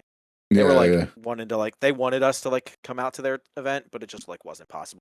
Unfortunately. Yeah, the logistics of it all and the tiredness. Oh yeah, of course. Like I just did the biggest event I've done to date. Let me go rest. You know. True, big true. Yeah. All right. So Level Up Expo. All right. Question number 2. This is one of my favorite questions to ask, and I lifted this straight from the Goods from the Woods podcast. I had one of their stickers somewhere here, but I don't have them right now. But Goods from the Woods podcast, they asked this favorite thing from your childhood that isn't there anymore. Outside of Xanadu, I guess. Ooh. That's tough. That's a tough one. It's technically still there, so this technically isn't really a real answer to the question, but we don't have a membership to this place anymore. The summer swim team I was on when I was like it was like 5 to 18 swim team for the community pool near my house, Whitehall Pool and Tennis. We don't have our membership there anymore. We stopped having it as of last summer. So, because like it just got too expensive, and like my sister and I are adults now, so it's like we're both just busy, and like, it's obviously more aimed at like younger, like teenage audience and everything. I still personally try to swim laps whenever I can from time to time because that's like the main like exercise I did. Like I did the sport for 13 years. I'm not gonna just give it up, not enjoy it. Yeah, I was tired of the competition aspect. But I love like the physical part of it, the like actions of it all, like doing it. Yeah. So we don't have the membership to that pool anymore, and it's It's like, yeah, it sucks because I would when I was older, I would like I was on that swim for 13 years. I uh was like even like once I was done, like graduated quote unquote out of it, I Hmm. I would like help with some of the meets when my sister was still part of the team.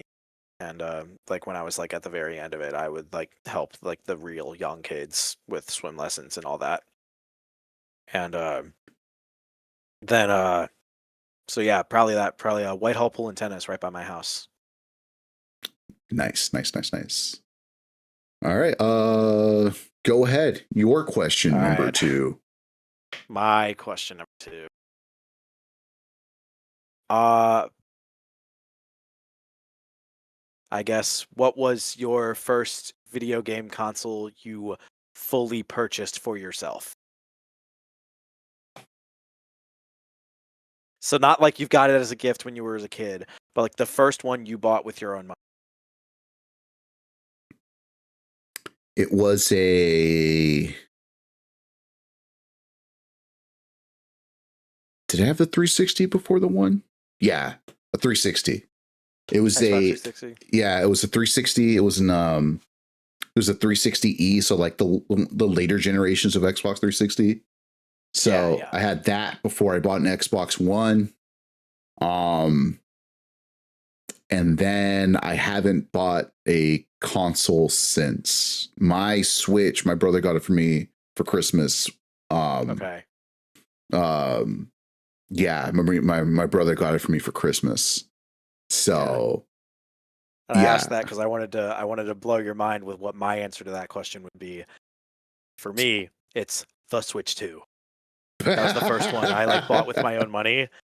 And what was great about that was I waited outside the Best Buy in Annapolis Mm, for like 8 hours because like I had a pre-order, but yeah. my friend Luca or Tempo, that's how he's known as in the Smash community, Mhm. did not have a pre-order.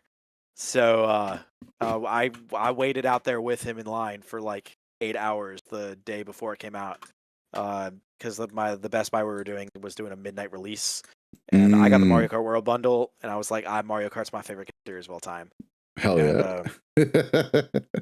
and so we waited out there in Maryland summer, which is just like a swamp. If you know anything about like the Mid Atlantic, it is just always humid at all So times. So I like 95 feels like 115. It's bad. yeah, Mexico, when we would go like for spring break is like the rainy season, where my mom is from and where my dad is from. Okay. And they're part like lower part of Mexico. And when it would rain profusely. The Hmm. humidity would stick around and it'd be the equivalent of like 95. I forgot what it is in Celsius, but like 95 degrees. And like I would Hmm. shower and I would be sweating all of a sudden. And I'd be wiping my Yeah. face. And my towel would get so wet from the humidity and from trying to dry off. Summers over here. Summers over here are like for up for like most of the day. It's like the most beautiful day out. It's probably like really hot and humid also as well. And then at 5 p.m. every single day, most brutal rainstorm ever for like 3 hours. And then at like 8 p.m., it's just nice out and less humid than it was before it started raining. What the I heck? know. So like I will like just like my favorite time of day in the summer is like 8 or 9 p.m. on a summer night after Yeah. it had just like stormed pretty bad because it's less humid, but it's still hot out Yeah. than when it was just outside. The It's worst crazy. humidity I ever experienced actually wasn't in Mexico though. It was when we moved out here. There was a fire that happened. Um and they shut down one of the highways and they had to route traffic all over the place. Like it got really bad. Yeah. But it also rained after the fire happened. And it was 113. Oh, that's brutal. That's brutal. It was 113. But the thing is, the humidity didn't burn up for like 2 days from how hot it was. Why? Because the ashes were getting into the rain cloud and allowing the moisture to hang on for longer. Oh my So it was 113-degree weather with 100% humidity for like 2 days. It was the grossest thing ever. Oh, it was bad. Bad. That was bad. All right, question number 3. Oh,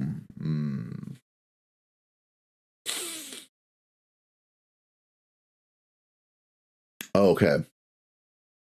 This is pretty close to a question I've asked before, but if you could go to any country to host a KML tournament, but it's a very dangerous location, where would you go to host? That's a hard question. So I've actually never left the U.S., so that I don't even have like a passport or anything. So it's like I haven't thought about this yet. You and half of every other American. Yeah, basically, right. My sister's been to Italy, so that's like the only form of reference I have. Yeah. So I guess my answer there is Italy. Italy? Yeah. Whatever dangerous Like, part of Italy exists. Yeah. I was so sad. I was so sad. My sister went to Italy on like just like a trip with her friends that she saved up for like over a year for. Mm-hmm. And it was like last summer, and I was a little mad that I didn't get to go, but it was okay because I got to experience the wonders of Raleigh, North Carolina, the same time she was in Italy, so it's okay. Comparable. Yeah, exactly. You ever go to a cookout in the Southeast? Like, it's over. Any kind of cookout is good.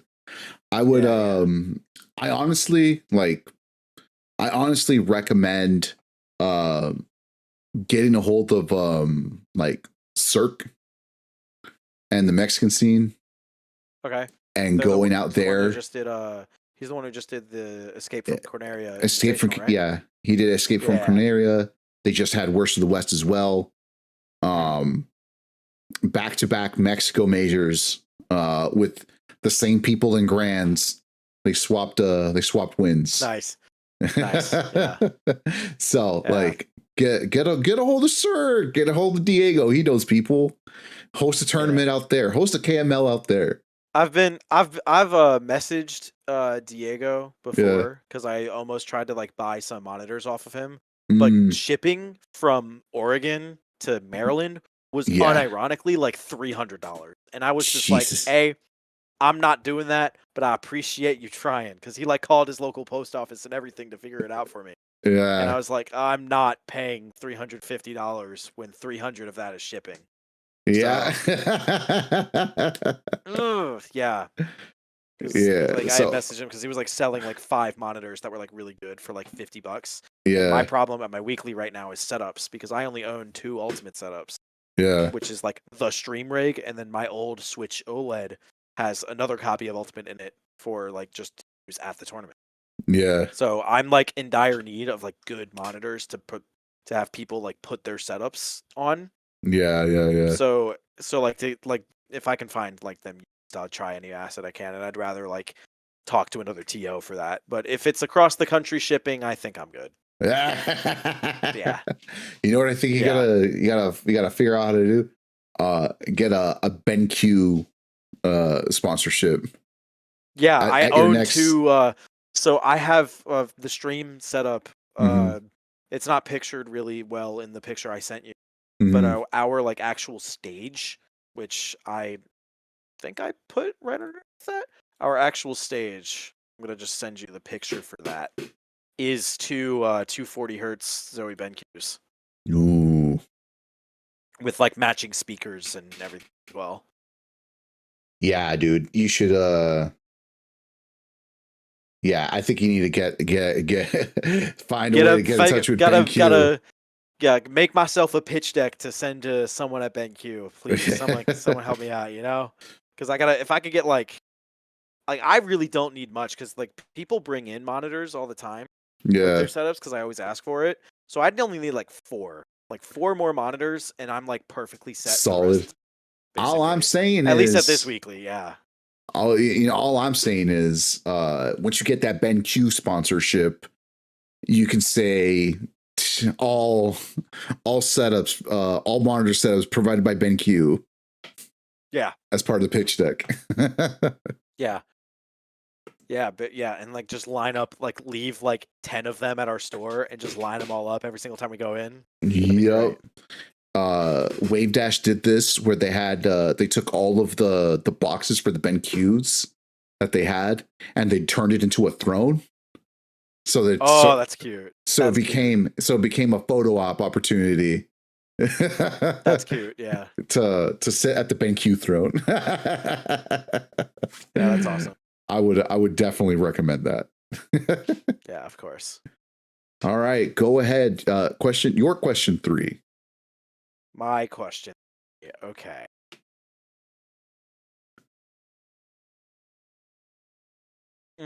Again, you put me on the spot. I'm struggling. Give me a second. Totally fine. I try to make things up as much as possible as well. So, what is your best tournament result of like you playing? Offline, I think it was 1-2. Online, I went even. Like Okay. at a serious Wi-Fi tournament, I went even. At otherwise it's 1-2. If we're counting like a bullshit like tournament that I like ran from like a podcast that I used to listen to, getting second place is my best placing. Okay. But that was that was like me and 3 other people. It was really going to be between me and 3 other people whether or not I was going to like take it. So like everyone else I'm rinsing. Yeah. So yeah, it depends on how you want to look at it. A serious Wi-Fi tournament, even. Offline, 1-2. I think it went 2-2. No, 1-2. Yeah. I went 10-2 in a redemption bracket that was online one time, and that was like exhausting. But other than that, like that's barely real. It was an online, and that was because like my entire pool, because it was like an online tournament that was like hundreds of entrants. So the redemption bracket was hundreds of entrants. That was that. But then I've gone like 4-2 at some weeklies sometimes, but that's like about it. Yeah, I'm at this point like I'm playing to chill, playing to have some fun, play some friendlies, right?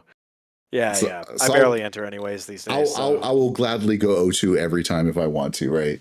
Like, bro, I play K Rule. You know what I mean? I play K Rule. I used to play K Rule in 18, so I get it. It's like K Rule, Bowser, Min, and started playing Game and Watch a little bit. You know, I'm here to be silly, not try to win. Seriously. Yeah, of course. Oh, all right. Question 4.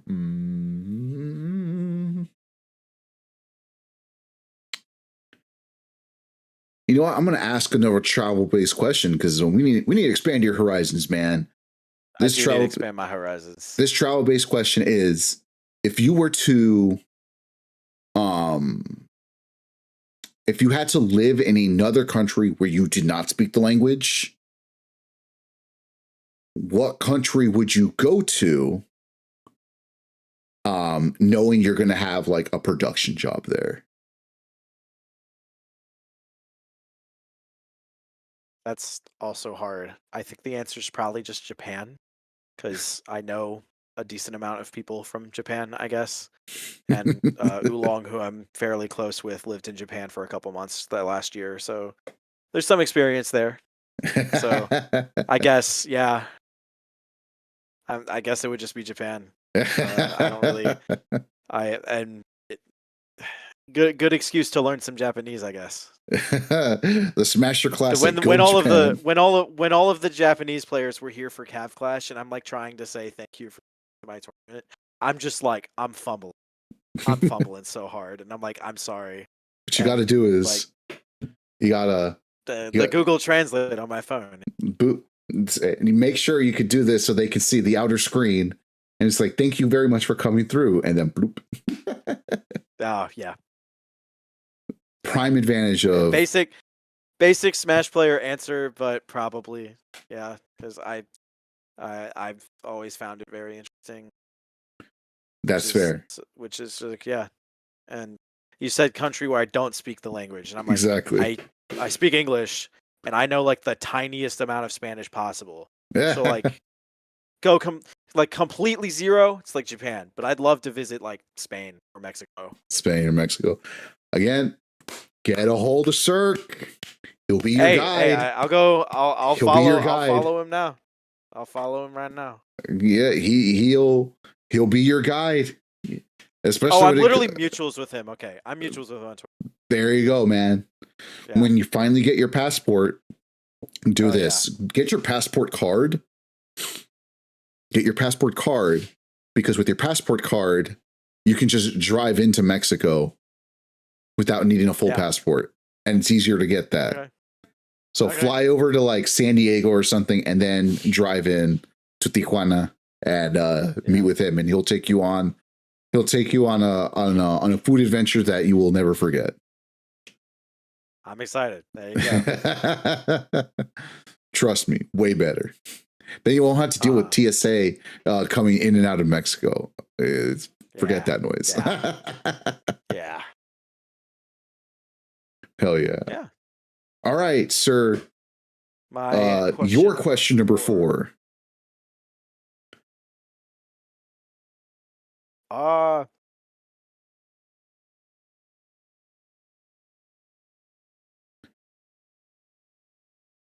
I'll go basic with this one. Any good single player games you've been playing recently? I think my best answer is Borderlands 3. I've been playing Borderlands 3.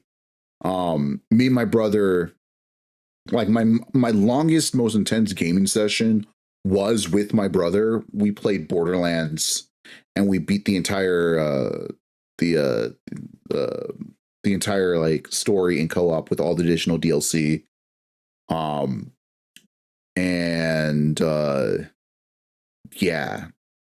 Borderlands 3 ended up being free on Epic Game Store, so I picked that up. So if I want to complete the whole thing, I just got to pay like $30 out of pocket for all the DLC, which means I pay $30 for Borderlands, which is So I still haven't finished the story. I started Expedition 33 around Christmas time, and I also am replaying Mario Galaxy 2 because I just finished Galaxy 1 on the Switch port. Playing Galaxy 2 the same way. So I'm gonna do that when we get out. I'm gonna play some Galaxy when we get out of this meeting. This convo. Yeah. I recommend play some like Diablo. Yeah. Yeah, play some Diablo. I'm also playing a little bit of a Hollow Knight and Hyrule Warriors Age of right now. So that's a good one. Yeah. I'm assuming you haven't gotten to Silksong yet. No, but I do have Silksong. Okay. I bought it. I bought it when it came out, but that was what inspired me to play the original, because I had the original on PlayStation Plus for like the longest time. Dang. So I just had that. Yeah. Yeah. I would recommend if you just need regular regular platforming, get yourself one of these, a leverless of some kind. Okay. I would definitely recommend that, because I thought about getting a leverless anyways, because I want to play more melee and I get a lot of like problems. So it'd be like just a little bit for that. Go ahead. I recommend, if you want analog control but still want to play on a leverless, get yourself an Orca. Okay. Get yourself an Orca. I think it's orca.gg. Okay. Do that. I've been oh god, I forgot. I need to make a bunch of top panels for people. I forgot. I gotta make a see if I gotta see if Rian sent me that file. I'm remembering all this stuff. Okay, yeah. I've made some DIY controllers. The classic is my cardboard leverless controllers. This one right here is from Graham. The only thing that I bought from Graham that's on this controller is the board itself. I 3D printed the frame. My own panels were cut with the laser cutter that we have. Yeah. I've made panels for people. I've also made top panels out of some panel wood for people's orcas. So the cool thing about the orca, it has the Hall effect key switches for your movement. Okay. So you can get analog control with your movement. So that way you can still have like that analog control, but it's more precise because it's easier to deal with multiple directions rather than, you know, the one stick. Great stuff. Yeah. Orca.gg. Ask Rien. What's her at? Let's see if I have her at on here as well.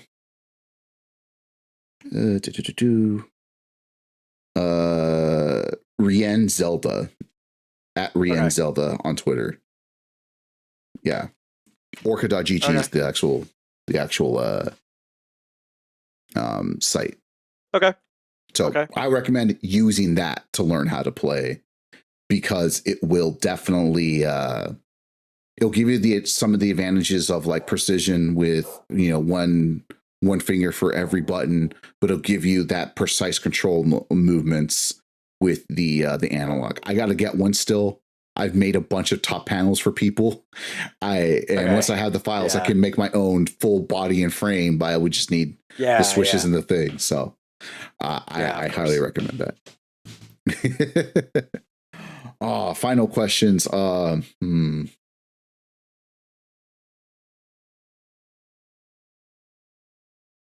going to ask this one because it's a question I feel like I could have asked during the main portion, but on the concept of planting the trees for the shade that you will never see. And the running theme was also you actually experiencing that transition. Have you seen or worked with anyone that is going to see the shade for those seeds that you plant today? As in like my successor? Yeah. Do you think you've met them already? I don't know, honestly, because I don't have any plans of leaving for like 5 to 10 years at least. I want to like we did the KML 5Y Invitational. I want to at least do a KML 10Y Invitational. That's at least the main goal. Hell yeah. Maybe a 15Ys in the docks, but that's asking a little much. I'd be 30 at 15. Yeah. That's not bad. So not bad, but yeah. Imagine throwing a quinceañera for your tournament series. Oh, but quinceañera themed. That's a lot. Yeah. But at 10 years in, I'd only be 25. So yeah. Cause I don't really know yet just because of how young I am. But I know there's definitely people that have reached out to me and be like, "Yo, how do I do this and this? Your stuff's so cool. I want to do what you do." And I'm like, first of all, you are going to be very tired. Please reconsider that. And but then because that obviously won't stop them. Like I'm not necessarily sure if that's like somebody I've met yet. There's a couple ideas I've got in mind, like people who I know are definitely like passionate. But considering like the youngest echelon of like people who are doing stuff right now are people my age, I think that I'm still in the portion of it where I'm still seeing like the TOs that I've worked with in the past, like that are gone now. Like I'm like, what's come of that? So I'd give it like like I'd say it could happen at any moment, but realistically, it'd probably happen in at least 5 years from now. Before you truly start seeing that, yeah. Before I truly start feeling old, Brother, I can't. I'll wake up with back pain. I'll wake up with back pain from time to time, but it goes away really quickly. Brother, I was born in 91, all right, so chill. All right, I was born in 04. It's okay. Yeah, see? Yeah. Like by the time you were born, I was like in middle school. By the time you were cognizant, I was in high school. Yeah. I graduated in 09. Yeah, like I said in the interview, I graduated in 23. Big difference. Yeah, 14 years difference right there, man. 14 years. I remember me and Sai we were talking when he was on, and he was born in 90, I was born in 91, so we're close in age. And then I said something that really hurt his feelings. I said, "Oh yeah, Dorian Miki was born after Brawl," and he goes, "Oh, that hurts me. That hurts me as well. Don't worry. Not nearly as much, but like it does." And then he hit me with the "I'm old, Yusuke." There's definitely TOs from the MDA region that I've never met because they're long gone from like the Brawl era or Smash 4. But like some of the TOs that were around in late Smash 4, specifically File and Raffle Fox, are not active in the community anymore. And Raffle Fox's last tournament was Supernova 2025. So yeah. So like it's gonna be real different like going forward, and like this is the first year of that truly being like everyone's gone in MDVA. So yeah, it's so like it's gonna be something for sure, and I'd give it like another 10 years before anybody truly gets like quote unquote replaced. And there's a big name that's not a TO in our region by any means, who's like now like past the Smash community as well, who was active for a fair amount of last year, but then just like fell out of love with it. Scabs, who is like one of the main commentary voices from MBA. He commentated my 5Y Invitational, was also at Cavalier Clash 6, and Supernova was the commentary manager for all of those. But after Supernova this past year, he was like burned out from it and has like stepped out into the sunset basically. And now there's other casters within MDVA that are still picking up the slack. And one of the brightest voices right now in our region, he was in chat earlier. It's Mr. Patch, who I'm having commentary manage this upcoming event I'm working on. Hell yeah! So, and who's also the TO of the Maryland Arcadian that's coming up next week. So we got a multifaceted TO commentators. Hell yeah! Yeah. All right, sir. You're gonna put a stamp on how we end this. Put a stamp on it. Stamp on it. Exactly, man. No pressure, but ask the final question and how we're going to close this off. Final question. All right. I'll go a little more into the main section of this. Do you think there's anyone in another region, maybe outside of like anywhere really, that has that that do you think I should contact because they're a similar age to me in skill set? Like, does anyone come to mind that's like? Does anyone come to mind that's? I hate this word so much. That's as much of a prodigy. I hate that word so much. Prodigy. It sounds cocky to say prodigy, and that's like the best word to like describe it. Do you know of any other like? Do you know any like younger folks that are kicking in it right now? Reach out to. Ooh. Like from like SoCal or whatever, where you're from.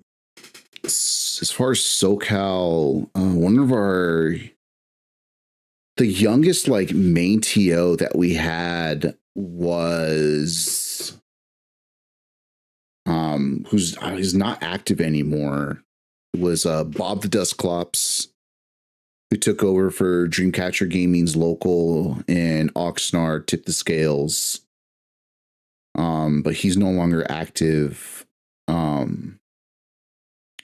We had someone who had some promise. His name is Guido, who was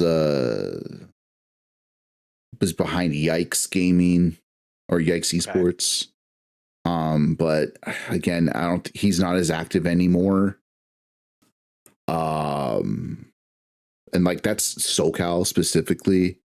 I'm sure there's some folks like in like other like subregions in like high desert, because like where I'm at, like I said, it's like 60 miles north of like the San Fernando Valley. And that's like the last like big hub of like the northern part of SoCal. And then like you're looking at like Hesperia and like going towards like Bakersfield at that point. And then by that point you're going to the outskirts of Central California. Yeah. Yeah, those two would have been the people if they stuck around doing things more and more often. At least out here in SoCal. I know if you're looking at younger like TO talent, like outside of like California, apparently Spargo, like college locals. Apparently Spargo TOs sometimes. Oh really? Yeah. So if he counts, yeah. Spargo apparently TOs from time to time. That's great. Yeah, but if you're actually serious about finding out, I know Diego has a good ends in finding people. Even though like he's not doing anything right now. I don't think there's going to be another Eugene bound anytime soon. Right. Yin would definitely also know. Like I said, in Mexico, Cirque will probably like any opportunity for him to expand the reach of like Mexican talent. Definitely 100% ask him. You know, he's I'd love to get I'd love to get KML Tournaments involved with like other scenes, even if I can't physically be there. Yeah. I've talked to TOs from like even from as far west of Maryland as like Missouri, Tennessee, and Oklahoma. So we're more than willing to like push like get like some production value up from what we can do, even if we physically get there ourselves. Head south, man. Find random places in the Midwest, you know. That too, yeah. And I feel like it's like the hardest thing we run into right now is like, yeah, we're a pretty decently sized name, but we're not like the biggest. And the biggest are just as easy to contact as us. So we have to make it worth the other group's while to like really put our feet in the door. Oh yeah, 100%. Or something like that. You know what? Do something crazy, right? All you need is your US passport, and you're technically just going to a territory. Go to like Guam, Mm-hmm. go to like Puerto Rico. Yeah. You know what I mean? That kind of deal. Mm-hmm. Right. If there's a way to do it, freaking do what Rod did and find your way into Cuba. Once there's enough humanitarian aid and like I don't know if you know this, the Nuestra America Flotilla, they made their way through, and I think about half or $400,000 worth of aid was brought over, including hundreds and hundreds of pallets of solar panels made their way over there. So once the crisis has been, leveled out and the United States gets their shit together and stops acting like the bully to Cuba. Yeah. You can head down there and do a Cuban tournament, because Lord knows there's probably Cuban talent that no one is allowed to see because of all that kind of stuff. You know what I mean? Yeah. Hell, freaking find get a hold of Sonics and be like, hey man, who's some of your teams? Let's who's some people over in the Dominican Republic that like need to be seen, because everyone knows him, Capitancito, and I think your bro who I think plays Kazuya and someone else, Kazuya and Terry, I think. Like those are like the only real names that like people know. Like no one knows the deep ball knowers, you know, the deep lore, and even less their production people. You know what I mean? Of course. So production's still very niche in the Smash community, from what I've noticed. Oh like, yeah. there's so many like there's so many good places that like there's so many good groups, so many talented that work on production. I mean, obviously, my main inspiration for production is the NYC group House of 3000. I love those guys. Shout out to HO3K. all Hell them. yeah. And I'm honored to work alongside them at a Supernova every year. It's great. But like, there's so many people that deserve a chance to get like a good spot and directing something pretty huge. And I was fortunate enough to get that through Cavalier Clash by doing it of like the sheer will of my own volition. But there's a lot of people who don't have that, and it'd be awesome to like work with people who have the talent to do something, if it's just like production, because like even if they're not like owning a channel or anything, there's still production to be had. Oh yeah, 100%, 100%, man. And I think, and I also want to shout out some of the guys I'm working on patchwork with, Bud Buds from North Carolina, who are also like my closest allies in production, the East Coast, and Season 7 from the Midwest, who's also helping us with patchwork. So it's us three groups are all getting stuff together for that. Hell yeah, hell yeah. And one day they will all converge and make an Ultron or Voltron of Voltron of stream production. Yeah. Hell yeah. A Megazord of stream production. What's another combination of robots? GoBots? A GoBot, a screen production. I think. Something like that, yeah. Your guess is as good as mine there. I don't know what GoBots really is. I think it's supposed to be like what Transformers ended up being. Something along them lines. I don't know. This is some extra deep lore nerd shit that like people don't understand. People say, "Oh, GoBots is a knockoff of Transformers." Well, GoBots came out before Transformers, and they just happen to have the same premise. Yeah. I don't know. All right, man. Thank you for your time. I enjoyed this. I enjoyed you being able to take the chance and tell your story to everyone, and really let it out there, man. I wondered, like, man, for someone to be so young, but then also have that much experience at such a young age, and to been lucky enough to before they even turn 25, before they can legally rent a car, was able to have a super major attached to your name. That is an accomplishment that very few people will be able to see and be able to have. Also, it's funny to think that it came from this journey happened because of lockdown. Yeah, that's what always blows everyone's mind. It's like lockdown was obviously something that was just very unfortunate across the board that had to happen. But it's like content creation, of course, as like an industry, saw a huge boom in 2020 with all of that. Yep. Like Elgato got real popular at the time, of course. But content creation was something that took many different forms from like in that time. And when you're a kid who has nothing better to do and has a sense of ambition for something that you used to do and want to sort of see happen again, what better way to figure something out than like just do it your own at that point? Hell yeah. DIY. Do it yourself. DIY. Yeah, of course. And all of it happening because of the pandemic, which is why I'm like thankful for that time period in my life for me to like discover that. And it's like I feel sort of bad saying that, of course, because so many like bad things came from it. Yeah. But like for me personally, I would never want to go back to that time. But I'm thankful for what it did for me. Hell yeah. And gave me the position to be able to throw that more forward. Hell yeah. And hell yeah. potentially get some good jobs because of it. I've whole ass career. I've never had to apply for a job as of this time because it's just because of like the resume has spoken for itself on multiple different occasions. Yeah. Yeah, that's how I got in contact with Xanadu, and that's how I got in contact with District D. So I hope everyone's there at all those places are doing well, and I'm glad to be part of it. Hell yeah, man. Again, man, thank you very much. Thank you for your time. And with that, we'll close this out. Start waving goodbyes. Put 07s if you feel like.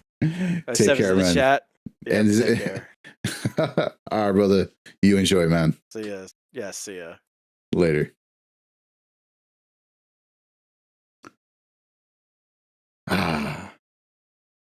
Wasn't that awesome, gang? Wasn't that awesome, chat? Thank you for being here. Thank you for being part of this whole thing. I really enjoyed myself. I hope you did too.